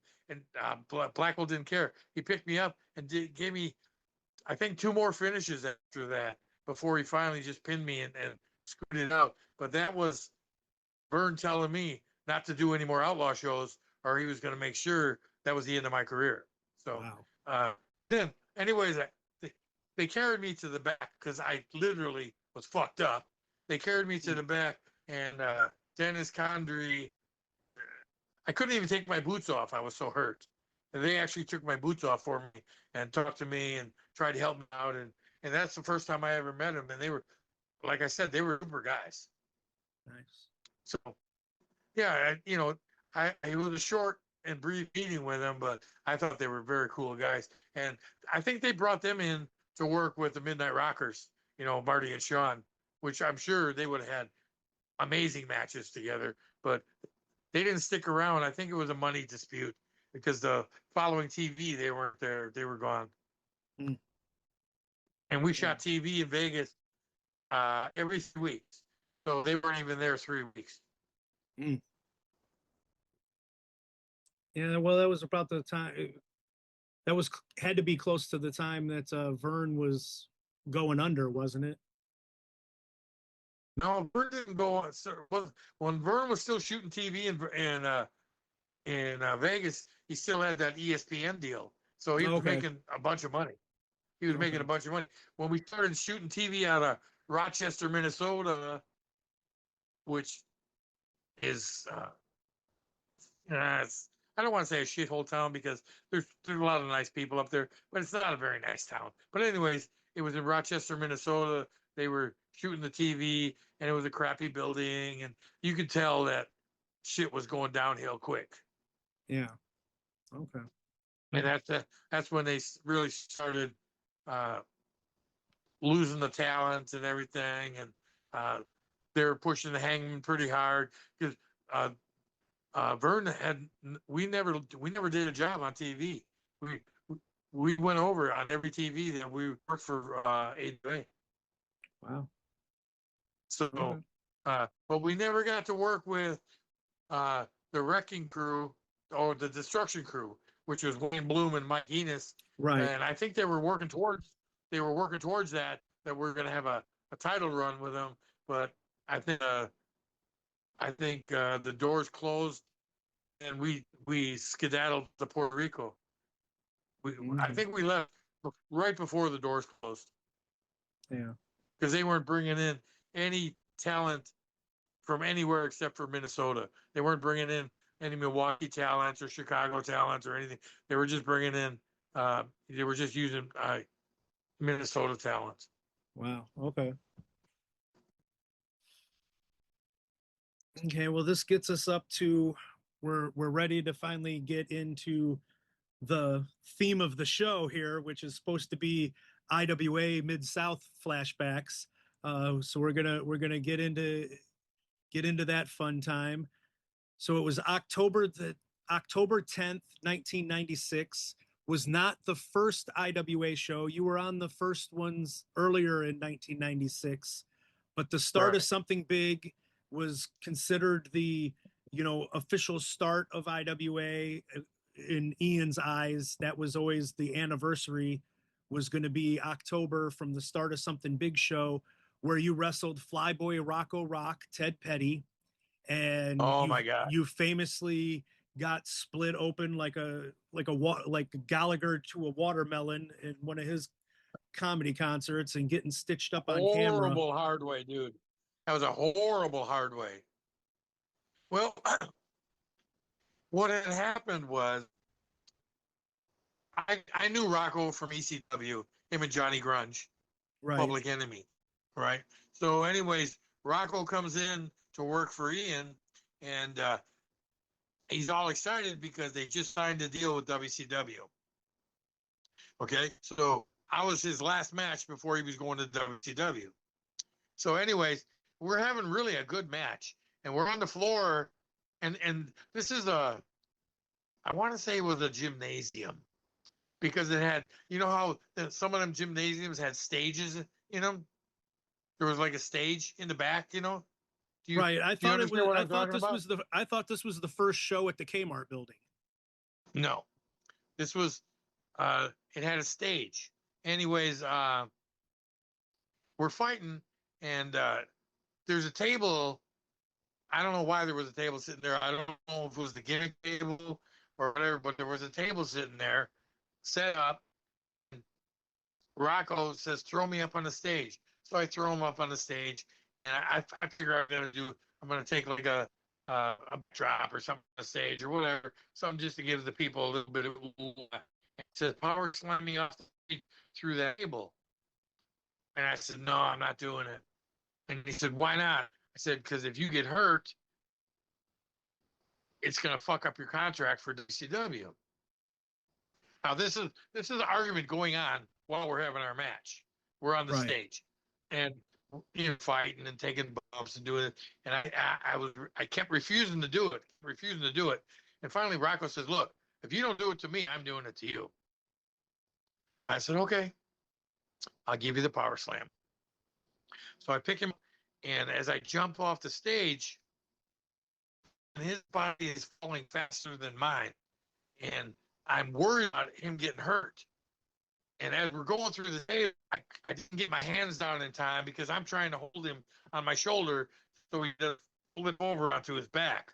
So I'm holding him on my shoulder. So we're going crashing through the table, and I couldn't get my hands out. So I go head first right into the floor with him and my weight, the momentum, which opened me up, dude, from like the middle of my eyes all the way to the top of my head. It looked like I had a giant vagina on my forehead. It was bad. I remember it didn't knock me out, but it really knocked me for a loop. I remember, have you ever been hard weight, Jim? No, thankfully, no. Okay, well, when you get hard weight, there's a distinct feeling. It's not like just getting whacked by something. Feel a sharp sting feeling. So I knew I was hard weight. And I fuck. So I saw the blood start pouring, and I reached up to see how bad it was, and my fingers, my first three fingers inside up to the first fold in your finger, right here, the first fold. Right. So it was that fucking deep. It was as deep as the tip of my finger, and my head was wide the fuck open. Well, anyways, I don't know how I did because I don't remember anything after that, but we actually finished the match and had a really good fucking match. And So I finally go to the back, and I fall down on the floor, and I said, Johnny, I'm really hurt. I'm hurt bad. And so council PAs or a doctor in the house or whatever. So the only the only guy that had any medical background was an oral surgeon. So Yeah. the oral surgeon comes back there and he sews my head up, And of course, in the philanthropist, I would call him, made sure they filmed the sewing of my head. So I think if you look hard enough, you can probably find it. Where Yeah, I saw a I think it's video of out it. there. It's definitely out Yeah, there, so the yeah. fans can go and find video watching them close up the vagina on your forehead. Dude, it was bad. Uh, and then after that, adrenaline was probably still pumping through my veins. So I didn't feel or anything yet. And we went to a small diner that was across the street. You know what? The k-mart building. Because we went to the diner across the street. Was there a stage in the k-mart building? Yeah, they're like towards the back. There was like they had made like a stage where they had the like the sound system and like the Well, DJ maybe that. table and everything was set up there. Yeah, maybe that's it, brother. Because me and Rocco went to this diner that was right across the street. It was kind of like, it wasn't even as fancy as a Denny's. It was just some no-name diner, and we ate there. And he's going, man, I really feel bad about your head. And I'm eating my food like a normal person, not thinking anything. I don't about it. I'll be okay. I'll be okay. And he said, I don't know if you're gonna be okay. That's a bad fucking kick in your head. You got whacked pretty good. And I said, no, I'm all right. And uh, so then I went home. I was I was actually living at Ian's house at that time. It was actually Patty's house. Patty's house. I was living there, and I remember I walked into the house, and Patty was like, "Oh my God, are you okay?" I said, "Yeah, yeah, I'm fine." And then I went.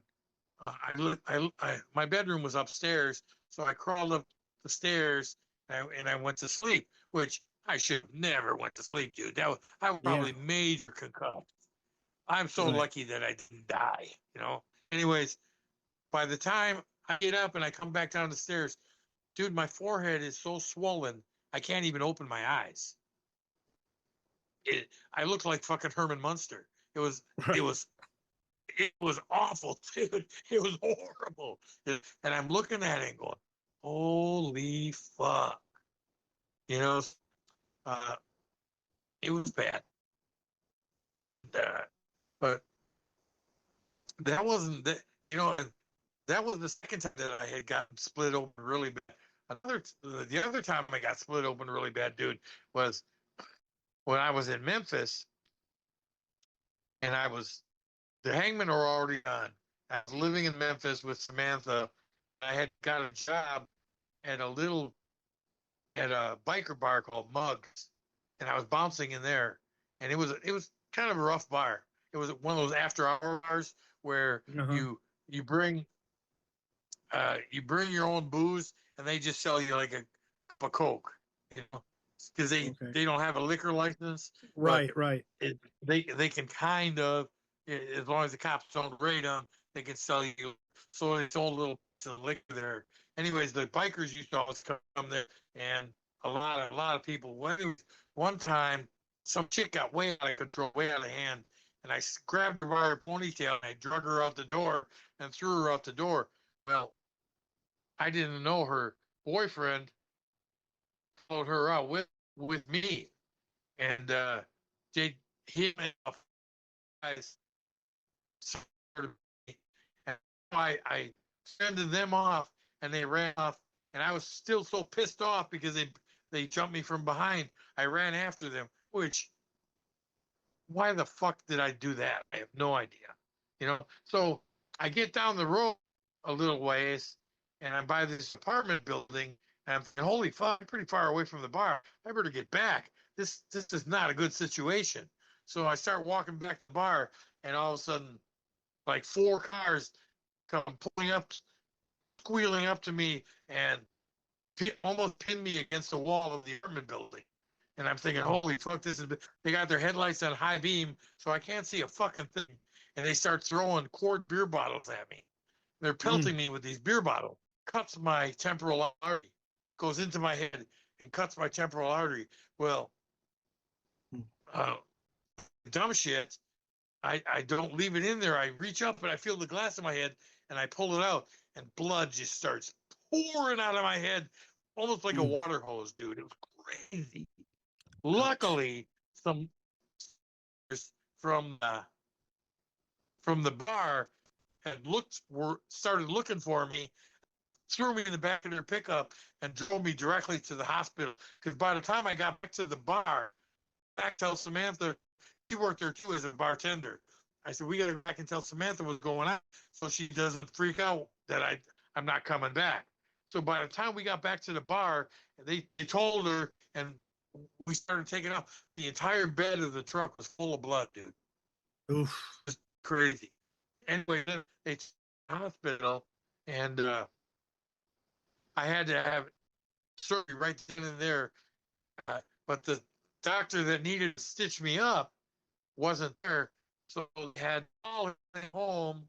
And while they were making his way to the hospital, two nurses had to take turns holding the vein in my head, putting pressure on it, or I would have bled out and died right there. Ugh. In fact, I remember hearing them talking because they covered my face with, towels and shit.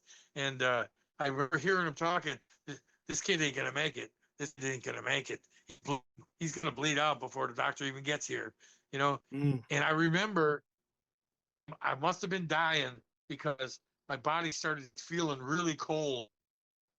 And then automatically I just shit my pants. And they say when you die, you lose bodily functions, Right. So when you die, you're gonna shit pants, whether you like it or not. You're gonna have a low underwear when you die. But anyways, so they got in there and they stitched me up and I left. But 10 days after that, dude, 10 days, I drove all the way to Texas and I worked for Global. All them, they had just taken the stitches out of my head, and I drove to Dallas and I worked for Global that night. That following Friday night, 10 days. Talk about a moron.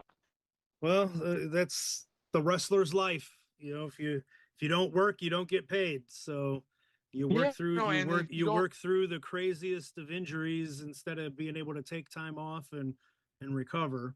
Yeah, now like to these guys, they break a finger and they take 6 months off from the business and get paid. Fucking time off for that injury, I probably would have lost my slot in Global. Right. So, so you either went to work, or you just didn't have a job. That was it. So I can't tell you how many times I worked hard, brother. Probably, I don't know if I'd say hundreds, but many times I worked where I definitely shouldn't have been in the ring. Yeah, way too many wrestlers have that kind of a story. It's insane, brother. The shit we put our bodies through, and then we wonder why we're old and broke down. We broke down and crippled up when we're old. What did you expect? But at the time, you know about it. Yeah, you don't think about it when the adrenaline's running and you got the people screaming and you're performing in front of people. You don't think about any of that. So, but anyways, back to Rock. Yeah, that's where I split my head wide open and stitched my head up, and Ian filmed it, and it was a pretty crazy time too. Yeah. One of the things I want to skip forward to, because we've already been going at this forever. The Wild Child was IWA Mid-South Light Heavyweight Champion. And for some reason, on April the 10th, 1997, you came out and beat his ass and pinned him and crowned yourself the IWA Mid-South Light Heavyweight Champion, even though you were nowhere near the weight limit for that title. whose idea was it for you to become the light heavyweight champion at that point? And was it something that did you come up with it? Was it something you wanted to do? Was it a rib on Wild Child? What was going on there? Uh, Actually, I got the idea from Global because Barry Horowitz was doing the scale gimmick in Global, where he'd say he was only weight he was to work the middleweight division or the lightweight division, and obviously he was heavy, but he did that gimmick, and I thought it was really a cool gimmick. So what outrageous thing could I claim that I'm under 200 pounds when I was like 260 or something like that? So it was almost like a joke, but the fans really got behind it. They really I that gimmick for a while, and wasn't Wild Child, wasn't that Tarek and Kickboxer's buddy? Yes, it was. I remember him. He was a good kid. I remember him. Yeah, that's how we came up with that angle, and Ian seemed to like it, and we went ahead with that for a little while, and just fuck with the fans, really. Well, and I was in the crowd at that point because we had started coming January of 1997, and that still sticks in my mind. And it was a thing that I loved it so much that we redid it ourselves when we were feuding with Jimmy Jacobs. After 10 years later, we did the same thing where like we beat his ass and I pinned him, quote unquote, pinned him in the ring and like took his title. And I was, even though I was 275 pounds, I was calling myself the light heavyweight champion because possession is 9/10 of the law, and I had that title belt. And I got the inspiration from watching you, and you had taken it for. Now I know you took it from Global, so I'm gonna have to try to see if I can go back and see it. Sometimes those ridiculous angles are the best ones, and sometimes those ridiculous angles, like, that's what the people remember the most, because it's so outrageous. It's so outrageous as that. Yeah. So I'm gonna go over. This is your August and September of 1997 in IWA Mid-South. You win the title from Ian Rotten. You beat him in a dog collar match. You beat Vladimir Koloff. You beat Tom Burton. You beat Tracy Smothers. You lose the title to Tracy Smothers. You wrestle Buddy Landel. You wrestle Sal Sincere. And then you wrestle Tracy again.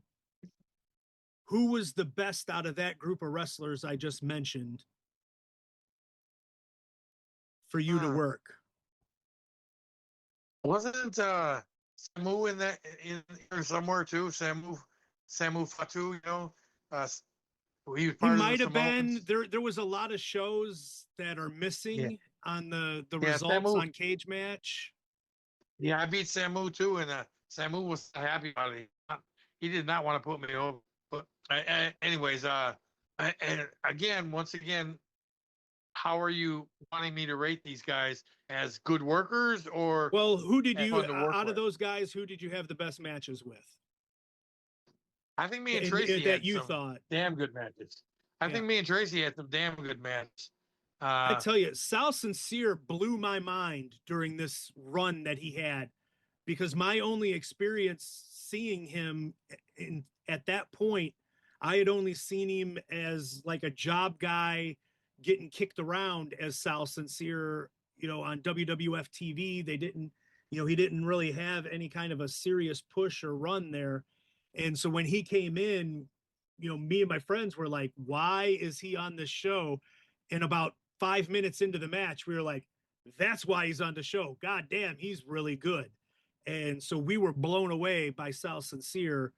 I think he was only around for maybe 2-3 months at the tops, at that point, but he had such a great series of matches against Tracy and you. It ended up being like a three-way where in November you end up winning the title again, beating Sal and Tracy in a three-way. Yeah, Tom Brandy, that was Sal. Here's a funny story. That three-way. Were you involved in that three-way? No, that was a year before I got involved on the shows. Well, I was at it. I was at it in the crowd watching, and I thought it was one of the best matches I had seen up to that point. Oh, I know who was. I thought you had it in the manner of Sal. You know who it was? Kenny Bolin. Kenny Bolin, yeah. And he was doing the tennis racket bullshit. And anyways, we were having a fairly good three-man match, and somehow Kenny Bolin gave Tom Brandy tennis racket. Tom Brandy, or Salvatore Sincere, was beating our fucking asses with the tennis racket. It was out of control. And Tracy comes up to me. He goes, "Bull, we got to get that tennis racket away from Salvatore. He's beating our fucking brains out." And I said, "Yes, he is." He said, "So you distract him, and I'll get him from behind." So I distracted him, and Tracy whacks him across the back. I think across the back or the back of the head with a chair, and Salvatore throws the tennis racket out of the ring, jumps out of the ring, and crawls under the ring and refuses to come out for the rest of the match. So then it was just me and Tracy finished the match, and I went over on Tracy. But Salvatore refused to come out after Tracy hit him with the chair. It was fucking hilarious. We were huddling. It was hilarious because me and Tracy are huddling in the middle of the ring. What do we do? What do we do? He's beating the fuck out of him with his tennis racket. Crazy. I got it. You distract him, and I'll get him. I said, okay. And then I tell you, Tracy whacks him with a chair. It was a great series of matches. I wish that there was like videotape of these things out there, but I don't think those shows were ever taped. So I don't think there's any way being able to see those matches again. But I just remember, of course I haven't seen them in 30 years now, but right. I remember those were just some fantastic damn matches. Could not believe how good they were. Well, thank you, brother. Yeah. The crazy thing about the Kmart building was we had such a good crew. I mean, everybody that was working there could work, and the crowds were crazy wild, and it was probably one of the most fun buildings that I ever worked in, and I believe at that time, I think we had the best independent show in the country at that time. Really do. It was pretty fucking good. Yeah, I would put it up against anything that was out there. Now, granted, I wasn't watching everything, but you'd be hard pressed to tell me that there was anything better out there than what that was. And I guess I misspoke. I said I was still a year away. That match happened 3 nights before my first night in the business, because that was November 4th, 1997. My first night was the first Lexington show, which was November 7th, 1997. One day before my 21st birthday was that first show in Lexington when you guys came in to the Lexington Armory. You lost the title to Buddy Landel that night. So you had the title for a whole 3 days, but I guess Ian wanted to try to like pop the crowd and get them to think that anything can happen on any show. So, that very first show in Lexington, they got to see a title change. You win the title back the very next night, though, from Buddy in Bardstown, Kentucky. I did not go to that show since it was my 21st birthday. We ended up going to Trixie's that night instead of the show in Bardstown. Do you have any memories of the wrestling Buddy Landel, the back-to-back nights, dropping the title back and forth? Yeah. Well, first of all, Buddy's an amazing worker. He always was. And if he didn't have so many demons, he definitely would have been a top star in any territory that he was working. You know, he was supposed to have a run with Flair. You know, there was a few times that he really had some opportunity, but he messed them up because he was Buddy. But anyways, I remember I working Buddy, and I got him in the corner and I beat him, and he says, "Bull." I go, "What?" He says, "Punch me in the face as hard as you fucking can." I said, "No, I'm not doing that." They would punch me in the face as hard as you fucking can. I dare you. And I said, "Why do you want me to punch you in the face? Because your working punches are killing me. They can't be any worse." He just slugged me right in the fucking mouth. So I remember that's the first time I think I ever broke character in the ring, and I couldn't help it. I just burst out laughing. So I had to cover my face while I'm walking away, just belly laughing the whole way because Buddy said that to me. But working Buddy was fun. He was he was he was so easy to work with and so fluid, and he was just it was a total dance with Buddy. You know, you didn't have to worry about anything with Buddy. And shortly after the matches with Buddy Landel, you end up having a series of 4 matches with Paul Diamond. Had you worked him in AWA when you were you, did you overlap each other in the AWA days? No, or? he was there with Pat Tanaka as Bad Company. Bad Company. Yeah. Okay. Yeah. No, I never worked him because by then I was kind of an established heel for Vern as Rick Gantner. So even though I was still a jobber, I was kind of a heel jobber. So I never got to work with the heels. I just with the baby faces. So I didn't get to work with him in AWA. But I was very disappointed when I got to work him because, brother, I hate to say it, but he was a pussy. He was a bitch out there, boy. He cry about everything you did with him, and he was just no fun to work with. And he stunk so bad. His elbow pads stunk so bad that when you locked up with him, it almost made you throw up because it was like, what in the fuck? Don't you ever wash your gear, dude? It was terrible. Most of the time, I just beat his ass. I beat his ass because he had dinky gear, and it made me mad. See, and I remember my memory of those matches where I thought they were good matches, and then now I'm hearing that you just that he was a pussy and you didn't like working with him, and that almost breaks my heart. I really enjoyed Bad Company. We had good matches, but I was controlling the whole matches because if it was up to him, he'd have jumped out of the ring and ran to because every time I picked up a chair or every time I would do some big bump to him, he'd complain and cry and pick him up by the hair. Stop pulling my hair so hard. He was very disappointing. It's just like you, buddy, or it's just like you, brother. I was totally disappointed working him. Wow. Okay. But we had good matches, so that's all that counts. Okay, so you were talking about Paul Diamond being a pussy, so we'll talk about another pussy. Around this time, you were kicking my ass on every fucking show, and I didn't know what the hell to do about it. At this point, I'm doing just security around the ring, and so I would mostly at the Lexington shows, and we were running Lexington like every couple of weeks, once a month, every couple of weeks.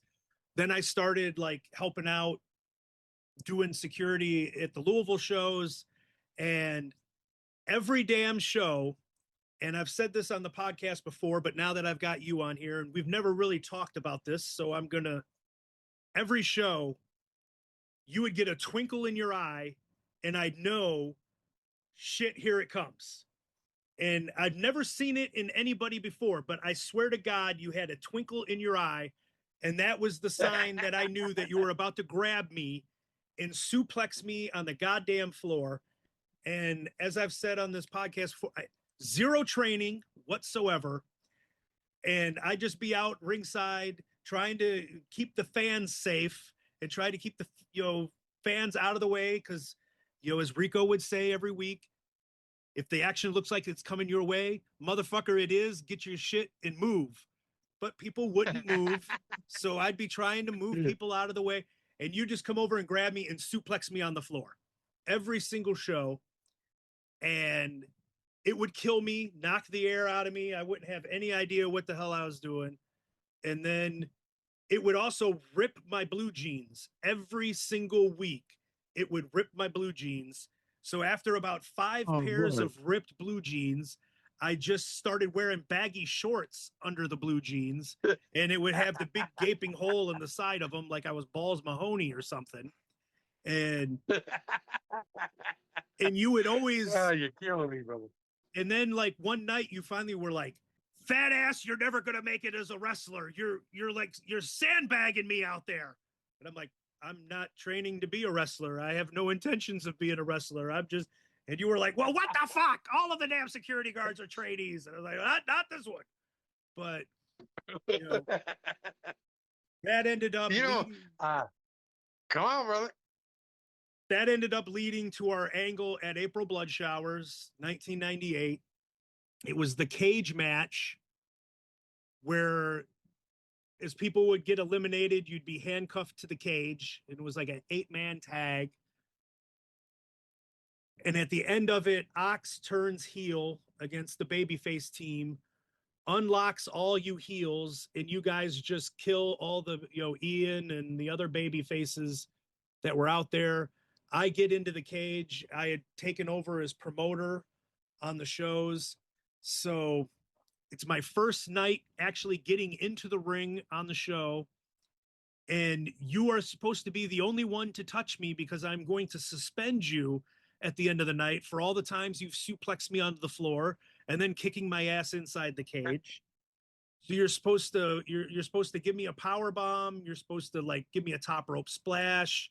You're supposed to DDT me onto a chair. You're going to get me color because I had no clue and didn't trust myself to try to get it. So, you were going to get color for me. And we get out there and I'm not ready. I have no idea what the hell I'm doing. Have no idea how to take the power bomb. So I don't sit up. So you end up like dropping me because I'm big lard ass that wasn't given any kind of help. So I land on my head and neck with the power bomb, and I think I'm dead in the middle of the ring. And you're standing over me, and you had just bladed me off the DDT in the chair, and you look down at me and you say, "Squeeze, motherfucker." And I didn't know what you meant. So I take my hands and I start squeezing, trying to like push blood out of the cut. You're like, "What are you fucking doing, you dumbass? You're wiping all the blood off." And that whole thing could not have gone worse the first night in the ring, but you kept me alive, and then everybody else started kicking my ass. I think Tower of Doom was hitting me with the chair. Kenny Bolin was hitting me with the tennis racket. But you were the only one to get suspended, even though everybody put their hands on me when they weren't supposed to. Do you have any memories of that night and inside the cage? I do. I think the only reason I started messing with you was for some reason, when I would get out on the floor, especially after my match, I would make a motion towards the security, and they wouldn't acknowledge that they have fear. I felt like, well, okay, motherfucker, you're not playing the game. I'm going to make you play the game. So I think the first time I did, that's when I first suplexed you, and you just happened to be the guy that I picked on. And well, thank goodness for that. Well, you did it so good. I was so impressed with how good you did it. I thought, wow, he's pretty fucking good. I like that. I like this guy. So you never told me that you had never taken a bump before. I remember I snatched you up and I said, "Get your feet down now so you don't hurt your back on the concrete." And I scooped you up and you went up nice and easy. And I thought, all right, this is going to be cool. And from that point on, you're my favorite security guy. Oh, So that's why I messed with you and I remember it was either the first time or the second time I did it to you, and kind of had her back a little bit. And Ian came running in the back and just ripped my ass for giving you a bump. He goes, he doesn't even know anything about. He's just ripping my ass. I said, well, you took a pretty good fucking bump for me then. yeah, And I think he's not even trained. So, anyways, that's how you became the target because I thought you were I thought you wow, this guy takes a pretty good suplex. I just remember that first time I'm laying on the floor and I'm like struggling to breathe, and I'm laying and I'm going, why is my ass freezing? Because it was like, it's in like November, December, so it's pretty cold, and I'm like, why is my ass freezing? And I look down and you know ripped all the way down the side of my pants, and and I'm like, well, all the cold air is hitting my bare ass here. That's why it's so damn cold in here. But plus it was a concrete floor, so of course yeah, it's going to be cold. yeah, Yeah. And then the cage match. I remember giving you that power bomb, and I thought, wow, he's really making me work hard for this. And I strained as hard as I could to get you up, oh, brother. But that's as hard as high as I could get you, and I had to yeah. put you. I just had to put you down, Yeah, and I hoped that I could lay you flat, but obviously I didn't lay you too flat. no, I got a picture. I'll show. I think there's a picture I'll send you when we're done here, where you can see me just fold in half, where from the impact, because my buddies were taking photos, thinking that it was hilarious, and I'm like, oh my god, I'm first night in the ring and I'm dead. But you end up coming back as the Texas Hangman after that. And then Ian beats me up a week or two later, and he gets suspended. And so he comes back as the Midnight Rider. And you guys keep winning the title back and forth from Ox, but keep forfeiting it because I'd get in the ring and be like, you have to unmask and prove that you're not Bull Payne, or you have to get unmasked and prove you're not Ian Rotten, or you're going to have to give the title back to Ox. And we do that like 4 or 5 times each. And then Ian just drops the angle out of the blue and like makes me let him keep the title in the middle of the ring without even telling me before we went out there to do it. And I'm like sitting there going, do you want me to let you keep this title? I don't know what is going on here. And he just dropped the angle out of the blue. Was that one of the 150 times that you got fired? Did something happen around that point? Do you remember as to why he just dropped that out of the blue? Ian used to get mad at me for the dumbest shit, dude. It was ridiculous. He'd get mad at me for going in the crowd too much or doing this or doing that when that's what the people came to see. There was a couple times he tried to water me down, and make me act not the way the people expect me to act, and I just refused to do it. So he would just fire me because of that. He'd get a wild hair up his ass because Patty'd come in the back and start bitching about I knocked this fan over, I knocked that fan over, and she'd start bitching about it, and then before I know it, yeah, I was fired. he he had no rhyme or reason for a lot of stuff he did with me. I figured out why.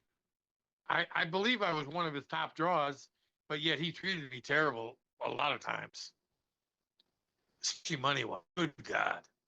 But it is what it is, man. Yeah, yeah, that's sad. Um, we're gonna jump around here because I'm taking up way too much of your time already.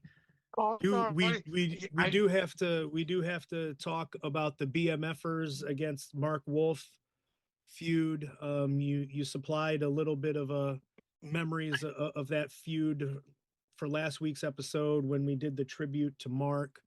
Do you have any like specific story that you want to tell while you're here on the podcast about You the know, feud with Mark? I love Mark to death. He was such a great guy, and he tried so hard out there. But I really don't remember a lot of story about him because, first of all, he was in a different locker room because we had separate locker rooms, so we never got to really talk and and things like that. And he hung out a lot with like Chris Hero and them guys. So I really never spent no time with Mark, so I never really got to know him till basically after his wrestling days when we started chatting on the internet and stuff. And then we became really good friends. But I was still friends with him, but I really didn't know him real well. I don't really have any stories to tell except for that time we hit the ring on him. And I do have a story to tell. We hit the ring on him, and I was beating him with the bat, and I know Todd was kicking the shit out of him, and so was Mitch with boots. And I remember him grabbing the bat and telling me, "Bull, just keep hitting me with the bat and get these fuckers off me. They're killing me. I'd rather take a bat shot than a kick." So it was really that time. One time with Mark, he had received a bad head injury, and he was concussed really bad. And Mark was kind of loved wrestling. He didn't. It didn't matter if he was hurt. Just like all the guys, just worked whether hurt or not. Right. And I remember that he had hurt himself pretty seriously, and he came up to me and said, he was all excited. He goes, "I'm working with you tonight, Bull." I said, "All right, you can't work. You just had a massive concussion, dude." He goes, "Well, you take care of me out there, won't you?" And I said, "Well, yeah, I take care of you, but what happens if you bang your head? You could end up in the hospital or worse." He goes, "No, I trust you. I trust you. Let's do it." He said, "Besides that, I really need the money." And once he said that, I couldn't deny him, because obviously he needed the money. So I I said, "Okay, well, this is what we're gonna do." We argued a little bit about it because he wanted to just have a regular match, and I said, "We're not doing that, buddy." I said, "I'm not gonna take the risk of hurting you seriously and you end up in the hospital because you accidentally banged your melon, and I'm not. I don't want to be responsible for that." I said, "If we're gonna do it, we're gonna do it my way, or I'm not working with you." He said, "Okay, okay, I'll listen to you, Bull." So what we said was, what I said was to him is, once we get him, I can't remember if I hit the ring on him or we got announced. Probably we got announced because I was trying to kill as much time as I could before I actually started working with him. So I said, "Well, when I get announced and you get announced," I said, "turn your back on me. I'll jump you from behind and you lay on the mat and don't get up." I said, "Do not fucking get up. Just let me work the crowd. I'll drop elbows on you. I'll kick you. I'll do stupid shit to you." And then just, uh, I think I even put him over on that match. Then I'll slip on the banana peel and you roll me up, 1, 2, 3, the match. And he goes, "You do that for me?" I said, "Fuck yeah, I'll do that for you." I said, uh, "You're putting your life on the line here. You deserve at least to go over." So, anyways, we did that match, and I remember when I got my payday, I just gave him my payday too because I was so impressed that he put his, he put that much trust in me to take care of him out there. Where had he banged his head or anything, who knows what would have happened then. Right. Yeah, and he So would he that's would really, he would wrestle all the time with had that head injury and did a lot of damage to himself, trying to yeah, wrestle through it. and I really think that's what might have ended up being his demise.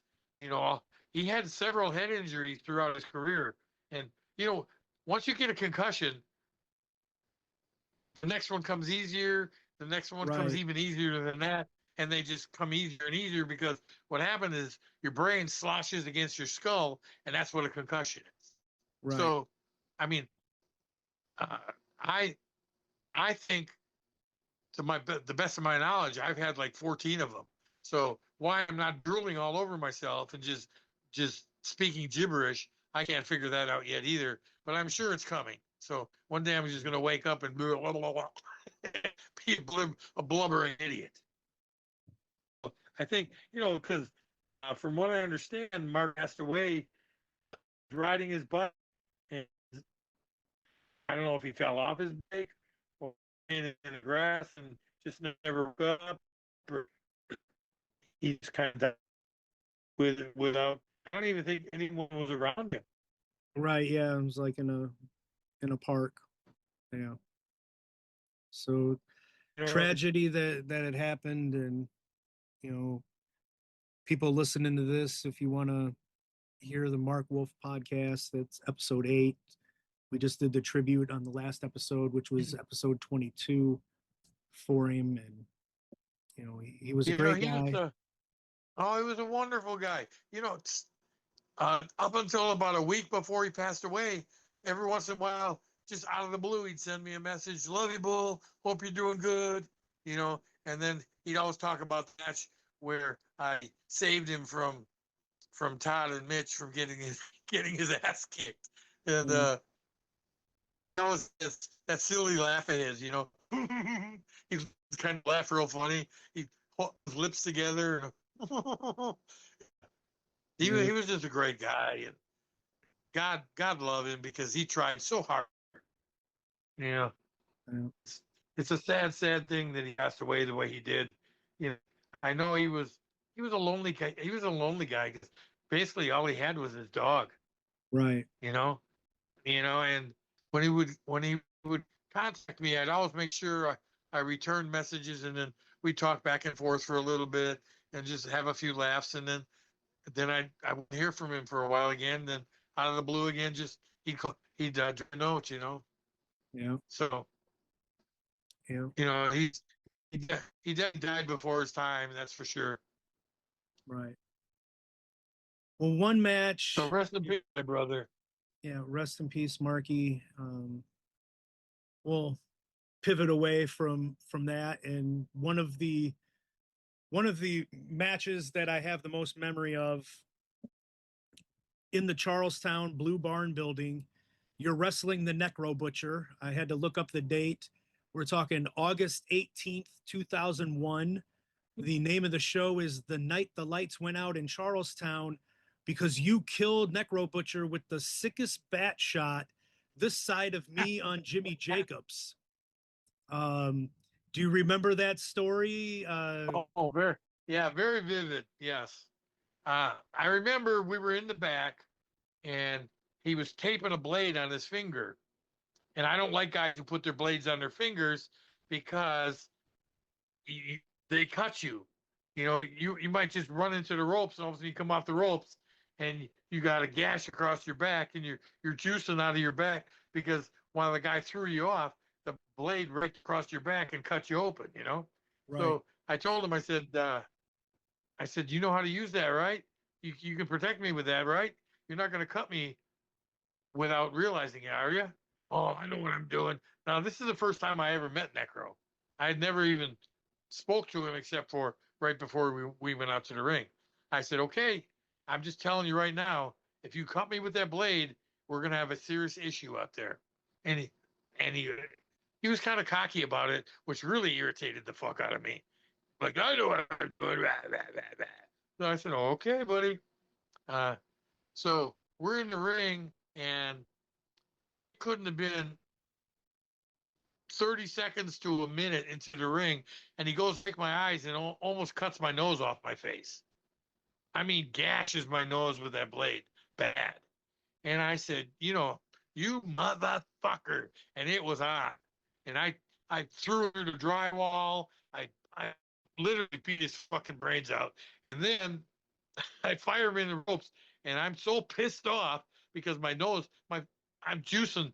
I can actually see a hole in my nose because he cut me that deep with the blade. So I throw him in the ropes, and I didn't swing the bat through him, but as I swung the bat, I just let it go, and I let it bounce off his melon. and you could hear it just go ping, and it Yeah, flew off his head into the ground, I think. Yeah, and it was like the gong. It was like the Gong Show or something. You gonged him with that bat, and I'm pretty sure I'm on commentary, and I think I can even remember the line. Fans, if you see Necro Butcher's head rolling down Highway 62 as you're going home tonight, please return it to the Charlestown building for him. And it was like one of the sickest damn bat shots that I'd ever seen in my life. I don't know if that's one of the old shows that's available on Smart Mark Video or not. But if you're out there listening to this podcast, August the 18th, 2001, Bull Pain damn near kills the Necro Butcher with this bat shot and just takes his head off with that bat. Worth looking up if you can find it online. And you know what's crazy about that? He came to the back and did not complain, not one fucking sentence. He didn't say one thing, and I was rough on him. I was really rough on him that match. And he did not complain. He did not cry. He did not whimper. So immediately I had mad respect for him because I know I was rough on him. You know? And we ended up becoming great friends. I still talk to him to this day. And the one other match I wanted to bring up along these lines, February the 22nd, 2003, the Fans Turn You Babyface as you wrestle Sick Rick Matrix at Ultra Styles Clash. Do you have any memories of wrestling Sick Rick Matrix? He was a kid out of New York, right? Yes. Yeah, he was.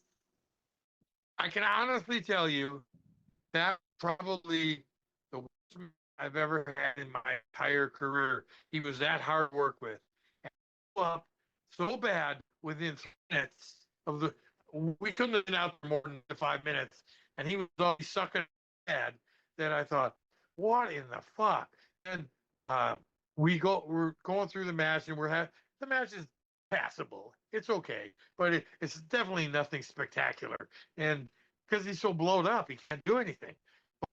He was hell bent on doing something off the top rope on me. So he laid me out in the middle, and I said, "You're so blown up, you can't." He goes, "Don't worry, I'll do it." I said, "All right." So he goes climbing up to the top, and it literally took him 30 seconds to a minute just to climb to the top fucking rope. He was that blown up, dude. So I said, fuck this. I look like a total retard just laying there, you know? So I remember I went out there and I snatched him and just yanked him off the fucking top rope and just started pummeling the piss out of him. I can't remember how it ended, but I'm sure I went over on him probably pretty forcefully because he was terrible. Yeah. I don't think he ever came back after that, did he? I don't think so. I think he had been in once before, but he never came back. And the memory that will last with me till my dying days is, you know, you beat him, you cussed him out, you went into the back, and then he gets up and he, like, the fans were just giving him all kinds of shit, and he starts screaming at the fans about the fans being disrespectful to him, and he's whining and he's crying about how mean the fans are being to him. And you come back out of the dressing room and beat his ass some more and run him to the back to shut him up. And it turns you babyface. The crowd made you a babyface that you did not go into the match planning on turning babyface. Never thought that I would ever see a babyface Bull Pain, but the crowd turned you babyface that night because you saved them from Sick Rick Matrix and got him out of the ring into the back after the match. And well, if I remember surreal right, moment. If I remember right, Jim, I gave him a pretty good finish, and he didn't really sell it. he kind of after I got out of the ring, he just popped up to his feet and then Yeah. started talking to the people. And I was in the back going, "Is that motherfucker standing on his feet?" Yep. I said, "Yeah." I said that. I think I gave him a bat shot too to put him down. And I thought that son of a bitch ain't selling it. Fuck that guy. And then I went out there. I said, "I'll make him sell now." And I went out there and beat his ass, just like you said. Yeah. Like you said. So one of the other things I wanted to talk about, and it was right around this time, just a couple weeks after that show, is when Raven came in, and you had made the bullpen shits list in the heel locker room as a knowing that he'd be back there so he could see it. Do you remember the bullpen shits list, and do you remember the folks that were on it? I do remember Raven was on it. Raven was on it. I don't think I. Do you remember any of the names on there? DDP was on there. Yeah, I'm sure he was. Yeah. Sandman, I think, was on there. Oh yeah, definitely Sandman was on there, guaranteed. Yeah. I those are the only three I can remember. Oh yeah, those are definitely I thought there was a couple more. Oh, I'm sure there was like 5 or 6 of them probably. I remember Ian got all pissed off at me for doing that because he had to go in there and repaint the wall. So I did. I don't think Raven got to see it, did he? I can't remember if he painted it over before Raven came or not, but Raven was such a fucking douchebag that day. I really hope that he did get to see it, because I don't think he did. I think. You know what else happened back there was I never liked Raven. He was a prick, and and I've known Scotty the Bomb. I met him up in Portland. And anyways, he was being typical Raven, complaining about this, complaining about that, complaining about the car that drove him to the building nice enough, all kinds of stupid shit. And then all of a sudden he just, how guys nose when they like hold their one nostril and blow their nose. He blew his nose all over my boots. Just, and I go, "You motherfucker!" And he just had an attitude with me, and he was sitting down in the chair. I stood up and I bitch slapped that fucker right out of the chair. And I said, "You ever fuck with me again, I'll put your brains out, you motherfucker." I said, "This is my backyard now. This ain't ECW, fuckhead." Well, I remember that pretty clearly. Do you know whose car he was complaining about? Whose car ride he was complaining about? No. Mine. Oh, that's right. Didn't you go crazy on him at the airport? Well, not at the airport, but at the hotel, because I went to pick him up at the hotel, and there was like 2-3 cars parked at the front door as people were like unloading and getting their stuff out to check in. And so I parked at the first parking spot. So it was maybe 25 feet from the door, and went in to get him. And when he came out and saw the car wasn't right at the door, he was like, "Jabroni, stars don't walk. You park at the door to pick up a star." And I just looked right at him and I said, "Well, the fucking day that somebody that does more than punch kick that a fucking monkey can do, then maybe I'll park at the door, but you can walk 25 feet. And, then he was like shitty the entire way from the hotel to the building, and talking about, "I'm not going to do this, and I'm not going to do that, and I'm not going to do this, and I'm not going to do that. And I don't know who I'm working." And he was working Chris Hero. And I'm like, "Chris Hero can work circles around you because you only know 3 fucking things: punch, kick, DDT. Whoop-de fucking do. Anybody can do those 3 things. I can do those 3 things, and I fucking suck. So you're nothing to me, And, I never understood. And he was just being an absolute fucking douchebag. And then we walked into the building and Ian was standing there and I said, somebody else can fucking take this fucking prick after the show, or he can walk to the fucking airport because he ain't getting in my fucking car again. And I was so fucking pissed at him. The biggest fucking douchebag that ever came to IWA Mid-South. And I love it. You know, as far as I'm concerned, he's still a fucking douchebag.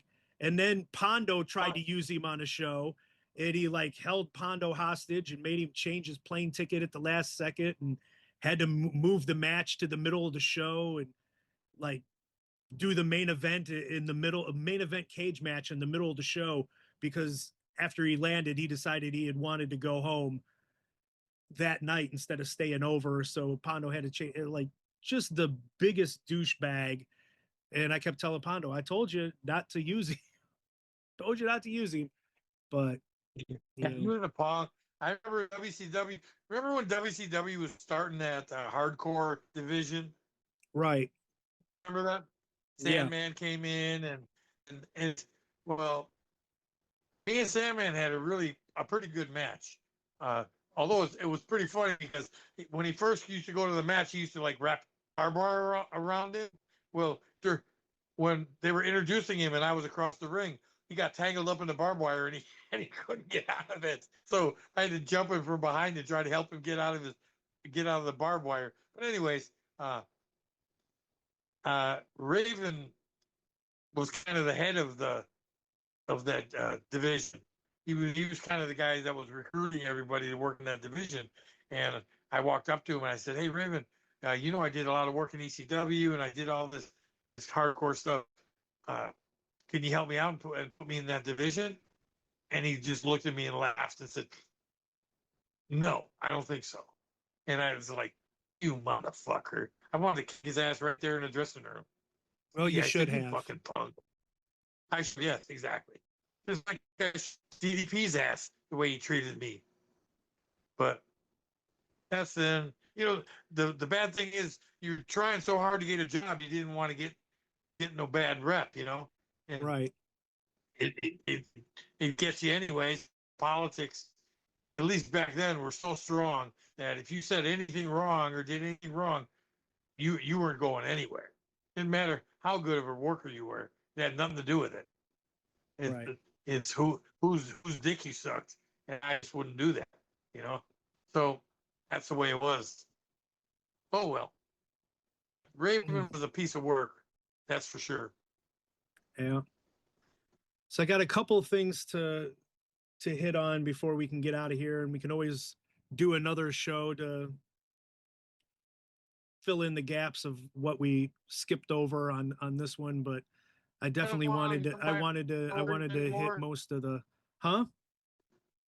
Nobody's gonna want to hear my stories anymore after I put them to sure sleep with 3-hour podcast. This 3-hour podcast. Hey, we did a 6-hour Ask Me Anything podcast that we split into 3 episodes, and 2 of them are some of the highest views that I've gotten out of all the episodes. So I don't think they're going to be scared away by the time, but I'm an old man and I got to get up early and go to work at 4:00 in the morning. So goddamn, we're getting to the lateness here. So we have to talk about the match that you did in the women's prison, because that was one of the that was one of the wildest crowds I've ever seen. That was so much fun, dude. How did that show come about, and did you know what you were getting yourself into when you went there? Did any of the women, because some of them acted like they really wanted you? Brother, that was one of my freaky experiences in my wrestling career. Terry Golden from Memphis. You know Terry? Did you know Terry? I don't. Not, he ran not well. He ran.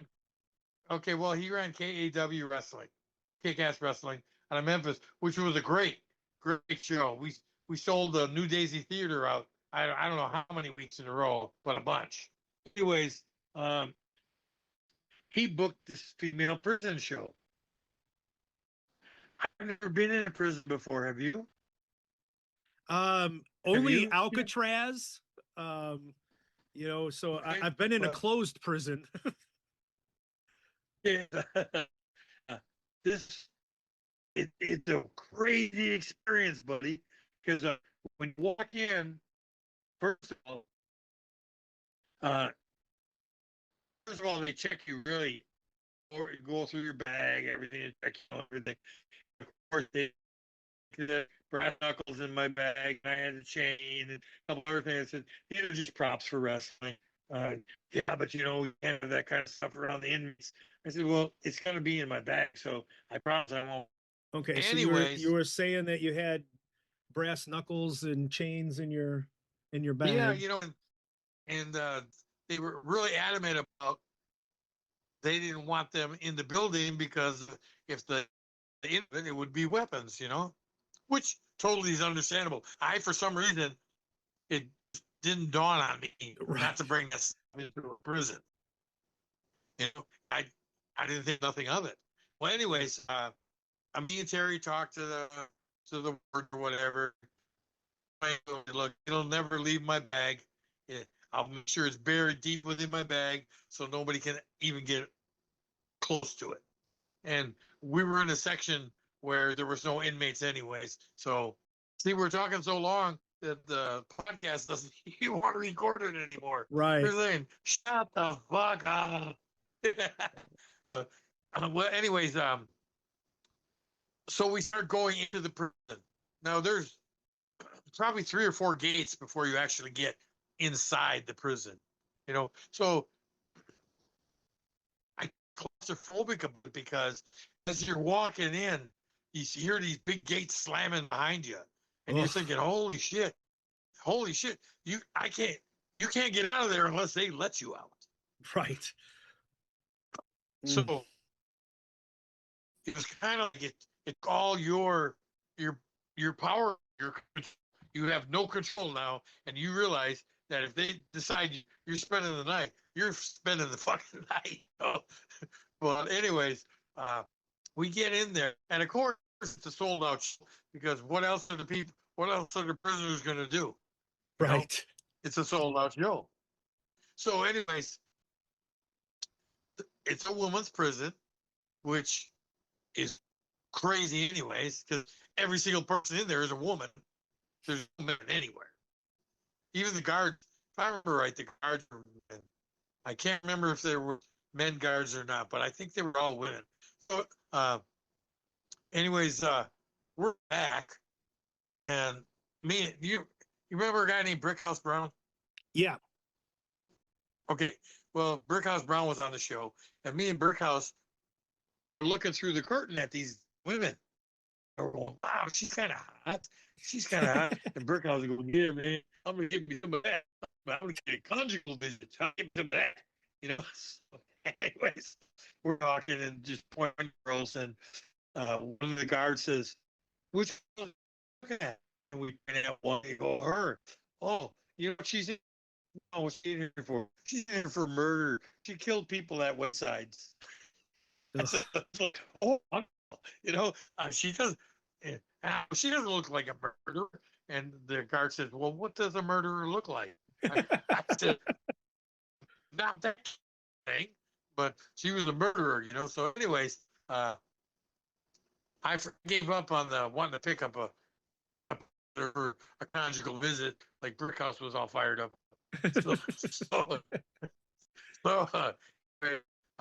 we had the show, and I'm working this total turd.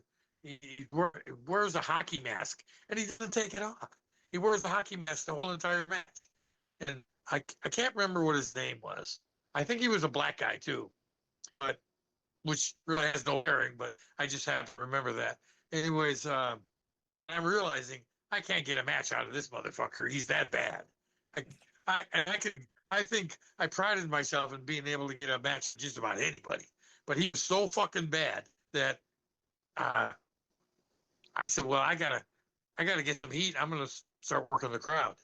So I start revving up the inmates, and brother, they popped like a motherfucker. They were Yeah, getting they were fired going up, nuts. and I mean, waving her fingers in my face. Fuck you! I'm gonna kill you! And it was insane, you know. So I'm getting really fired up, and I'm thinking, well, this is fucking awesome, you know. Well, for some reason, I don't know why I did it, but I decided to sit in one of the girls' laps. So I sit in one of the laps, and the place explodes, fucking explodes, and and the guys actually almost had to stop the matches right then and there. It went wild because I don't know if I was the first man they'd ever seen in however many years, or definitely Right. probably the first man in spandex anyway. You know, so Right. I end the match. I beat the jabroni, and then we go to the back, and the guards are frantic. They're like, "Oh, what did you do? You can't interact with the like losing their mind." And I said, well, guys, you didn't even give us any rules. You didn't tell us anything. Right. Just having a regular match, you know. What did you get in the crowd? I said, well, I'm sorry, I'll never do it again. You know, Never gonna be here again. What can I say, brother? You know, I'm sorry, I just won't do it again. So, anyways, that was the end of that. And the funny thing about that is Brickhouse actually did go back for conjugal visits with these girls, and he got to the point where he knew when the girls were getting out. And when you get out of prison, I don't know, you get a check for like maybe, I don't know how long you have to be in there for, but you know, they pay you like 15 cents a day or 35 cents a day. Right. Well, they'd have a check. They'd have a check for like $700-800 when they came out of prison. Well, Brickhouse would pick them up, and then he'd make them spend all their money on him. So he definitely worked that. Yeah, he worked that system pretty good to his advantage anyway. He'd go in for conjugal visits, get them to fall in love with him, and then when they get out, he'd go pick them up and get all their money from them. he was a twisted individual, my brother. He was a worker. Yes, he was. But you know, between smoking crack and being crazy, he wasn't really bad in the ring, and he had a hell of a body on him. He looked was good, a brick you know? house, man. He was a brick house. Did you ever hear the story of how he got a job? No. Okay, he just took a picture and sent it to, I want to say, Georgia Championship Wrestling. Just sent it to him, and it was a good 8x10. You know, he looked really good and everything, and they called him and offered him a job. So he came down there, and I can't remember if it was a house show or TV. I think it was a house show the first time he got to work. And he's working a guy named Hangman Bobby Jaggers. Did you ever hear that name? I've heard of him, yeah. Okay. All right. Well, he's working Hangman Bobby Jaggers, and he snatches a headlock. And I mean snatches a headlock. It's a shoot headlock. And Bobby Jaggers, he's not a tough guy at all. He's saying, hey, lighten up, man. Lighten up, man. He goes, grab my arm and said, and he goes, fuck no, I'm doing pretty good with his headlock. Yeah, I think so anyway. And he squeezes the fuck out of his head. Finally, Bobby Jaggers somehow gets the match over with, and they go to the back, and the guy who's booking it goes up to him and says, don't you know how to work? And he goes, yeah, I know how to work. I've had a job all my life. And he goes, you're not very smart. You're not very smart. And he goes, hell yeah, I went to college. I'm smart. What the fuck? It was, you know, so he actually went into the ring and never knew a fucking thing about wrestling, dude. Wow. Not one thing. Wow. And he ended up making a career out of it. He was around for a long Bobby time. Jaggers. Poor Bobby Jaggers got his ass beat by Greenhorn, Brick Up Brown. Wow. Amazing. Well, we're going to finish this up with talking about Jimmy Jacobs, who surprisingly, you're going to bring that up. surprisingly, Jimmy Jacobs was on the podcast a few weeks ago. Nick saw Manawa that. brought him on, and we ended up talking through a lot of issues and like what got you on here. So we got to talk about what your thoughts were. The two times that I brought you in, it was the first time that we teamed together and as a manager and with you. So what memories do you have of the going after Jimmy Jacobs? So All right. The match that I remember really well was the cage match. And I remember Ian and you were both insanely pissed off at Jimmy Jacobs because what he threw the belt in the garbage can or something. yes. Yeah, went to And another show and you, threw the title in the trash. yeah, and you were just beyond pissed off at him about it, and so was Ian. And I remember Ian taking me aside. And he says, "I want you to beat the fuck out of this kid, and I want you to hurt him." Well, I'm a professional, and I'm not going to hurt some kid that I got no beef with. So I told him, I said, look, I took him aside before we went out to the ring. I said, look, they want me to hurt you out. I said, it's going to be rough because I'm going to rough you up a little bit. I said, but I promise I won't hurt you. You have my word. You can trust me. And he said, okay. And I said, if it gets too high, just climb out of the cage and get the fuck out of there. He said, okay. So I don't know what started it, but we actually started working him on the floor, didn't we? Before we went in the cage. And yeah, before the cage, I was whipping his ass out on the floor. Yeah. Anyways, I remember you hitting him with that bat, and it was so fucking hard. I was because I knew you were killing him with that bat.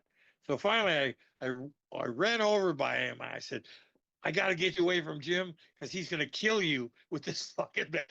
He's going to cave your head in, or something bad is going to happen. So then I took him back to the cage, and then we started doing our thing.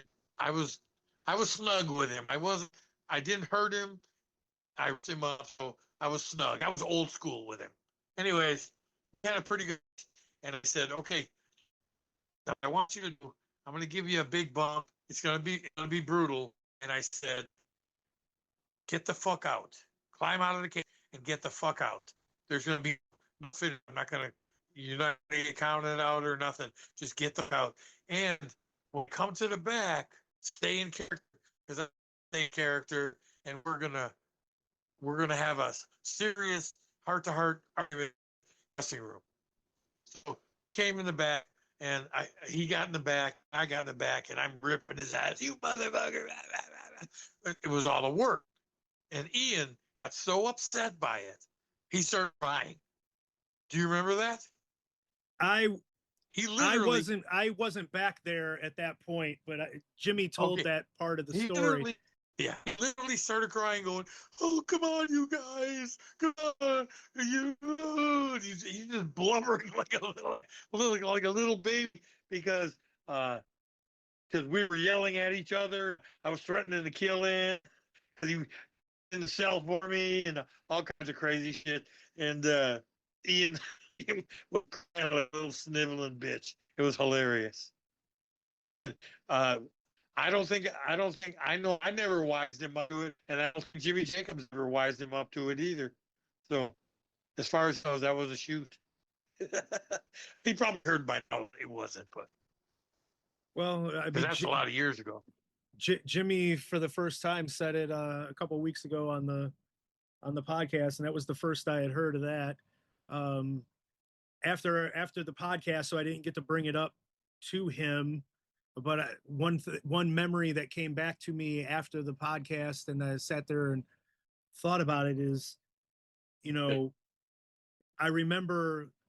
So I didn't know that you had wisened him up that I was wanting to hurt him, but I don't think that was Oh, I didn't. breaking. That wasn't breaking. That you. wasn't breaking news to him, but I remember the guys that he like would ride to the shows with, the other Michigan guys that he'd be with. I remember they had came out like right before the match, and they sat like over by the gimmick table, and they were out there, and I'm like, oh, are they here to like watch his back and to get involved if they think it's gonna get out of hand at any point? And so I remember they were sitting there and they were watching it, and I remember that after I hit him with that barbed wire bat, they both got up and skedaddled to the back. They were like, you're on your own at this point with that one. So I do remember that happening. I didn't wise him up to you at all. Just know that you blow a gasket like you did. Hit him so fucking hard with that bat that you actually, with the momentum of the swing and everything, you launched yourself over the top of him. Yeah. You remember that? You actually fell so hard with the bat. Yep. And I remember I was throwing him through chairs and all kinds of crazy shit. Yeah. So yeah, he took an ass kicking that day. I mean, he didn't get hurt, but it was a rough one. He definitely felt it.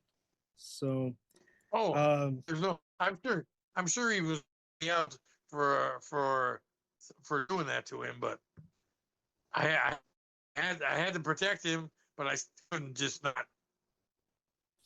I had to do a little bit what Ian wanted, you know. I wanted to get paid, you know, because Ian was pretty good about saying giving you $20 when you're supposed to make 150 or something, you know, if you didn't do what he asked. Right. So. All right. Well, we're gonna call it quits at that point, Bull. We're gonna get out of here for this one. We can always bring you back, and there's plenty of meat on the bone to do future episodes. So we're pushing the 3-hour mark here. Before we get out of here, do you got anything that you want to hype? Ways that the fans can reach out to you? If you got any merchandise or anything that's for sale? No, you know, brother, I'm old and forgotten. Nobody gives a shit about my dumbass anymore. So, you know, I'm just happy that I'd be happy if somebody listened to this podcast. You know, brother, I haven't been in the ring in at least 12 years. I think 10, 12 years for sure. 10. No, it's over. Well, you did the 20th anniversary IWA show in 2016, so that was 10 years ago. Yeah, when I blew my leg out, my leg's never been the same ever since. And I still kick myself in the ass. So he kept telling me, and I was kind of upset with Todd too a little bit. Todd kept telling me, "Hey, come on, you got to do this show because this will probably be the last time we're all here." And you know, that Sabi, that story. And I started feeling kind of bad about it. And I thought, well, I haven't been in the ring in like 3 or 4 years, so I probably shouldn't do the show. But I'm not gonna get hurt. I'm gonna do anything. Just do the basic stuff out there, nothing crazy. And then I blow my leg out to the point where it's still crippled. I can't hardly even walk on it. It was the worst decision I ever made in my wrestling career was to go do that match. I never even knew. I never met him before or anything. And Ian could at least put me in the ring with somebody that I knew and could have a good match with. But instead, put me in the ring with some fucking toad that was terrible. And that was well after my time. So, yeah, it was awful. You know, when I blew my leg out in the middle of the match, and I tried to get up, he wouldn't even pull me up. So I just fell over, and the referee goes, "What's going on? What's going on?" I said, "You might as well count." I told the guy working, I said, "Cover me, because I'm not getting up. Just cover me. The match is over." And the referee won. But I said, "If you don't count to 3, I'm going to punch you right in the fucking face." That's the end of that. That was, and I've been paying ever since. Not the way that Bull Pain should have went out. But you know, I should have not come back. don't undersell yourself, though. There's been a lot of people asking for you to be on this podcast. There's a lot of people that wanted to hear your stories, a lot of people that, you know, remember the good days and unfortunately remember some of the bad ones too. But, you know, we're all getting a little bit older and can't do this forever. So, Oh, I'm almost, you know, it was nice to have you on here. Nice to get to hear some of your stories. A lot of those AWA stories I had never gotten to hear before, so I appreciated hearing those. Love that you you know what's spent the funny, time with Jim? me. What's funny, Jim, is I guess because I don't think about this stuff, I don't remember the stories. But then you started talking to me, they started all coming to me. So that's why I probably talked way too much, No, not at all. but Um, but that's my legacy and that's part of my history. So I'm proud of it, and I like to. And once I get going, I just talk about it. So if I talk too much, I apologize. no apologies necessary. It was great to hear. The whole reason I'm doing this podcast and started it up from the beginning was so these stories can be told. You know, these so much so much of the early days of professional wrestling, as far as my lifespan, you know, a lot of that stuff, video does not exist of it. You know, it wasn't really a medium that people thought about, and so they didn't know that there was going to be tape trading. They didn't know there was going to be DVDs. The sure as hell didn't know there was going to be an internet and digital and all that kind of stuff. So, you know, they would, if they recorded it for TV, they would record over it the next week, you know, so they could save money on buying a new tape. And then, you know, so much footage was lost, and these stories are going to go away if nobody's here to tell them and get them onto Right. the updated media. So, you know, What's what's crazy, brothers? I got so many more stories I could tell you. We only did the tip of the really. right, I right. got I got some I got some great Mil Mascara stories to tell you. I could tell you I could tell you a bunch of new stories that it's just uh they're definitely something that I remember very fondly. Anyways, global stories, I could tell you a bunch of those. You know, Yeah. but once you get me going, brother, I'm like Tracy Smothers. I can't stop talking. Well, that's good. We'll have another episode. If I intend to keep doing these things, I'm going to have some people back on, and we got plenty to talk about on a future episode. So thank you again for joining us. And this is going to wrap up another edition of Fannin's Flashbacks. I'd like to thank Bull for joining me today. Remember to check out my YouTube channel at youtube.com/sportsfannin for the IWA clips and matches and these podcasts. When you get to the YouTube channel, start by clicking that like button and hit subscribe. If you haven't already, please give the podcast with Mark Wolf, which was episode 8, and the tribute episode from last week, which was episode 22, a listen, and fondly remember him and his stories. You can follow me on Twitter and Instagram at jfannin73. And if you're listening to this on the day it drops, and why wouldn't you be listening to it on the day it drops? The Fannin family is back tonight, Friday night, March the 27th in Indianapolis, Indiana, at the Squared Circle Expo for Black Label Pro. Mickey Knuckles joins the family after all these years as I return to managing after a 16-year hiatus. The following night on Saturday, March the 28th, also in Indianapolis for Wrestle Arts, a new member of the Fannin family will be revealed, and you can still get your tickets at Wrestle Arts Tix. That's Wrestle Arts, ARTS, and then Tix, TIX, WrestleArtTix.com. And we'll see you next time on the next edition of Fannin's Flashbacks. So let it be written, so let it be done. Good day.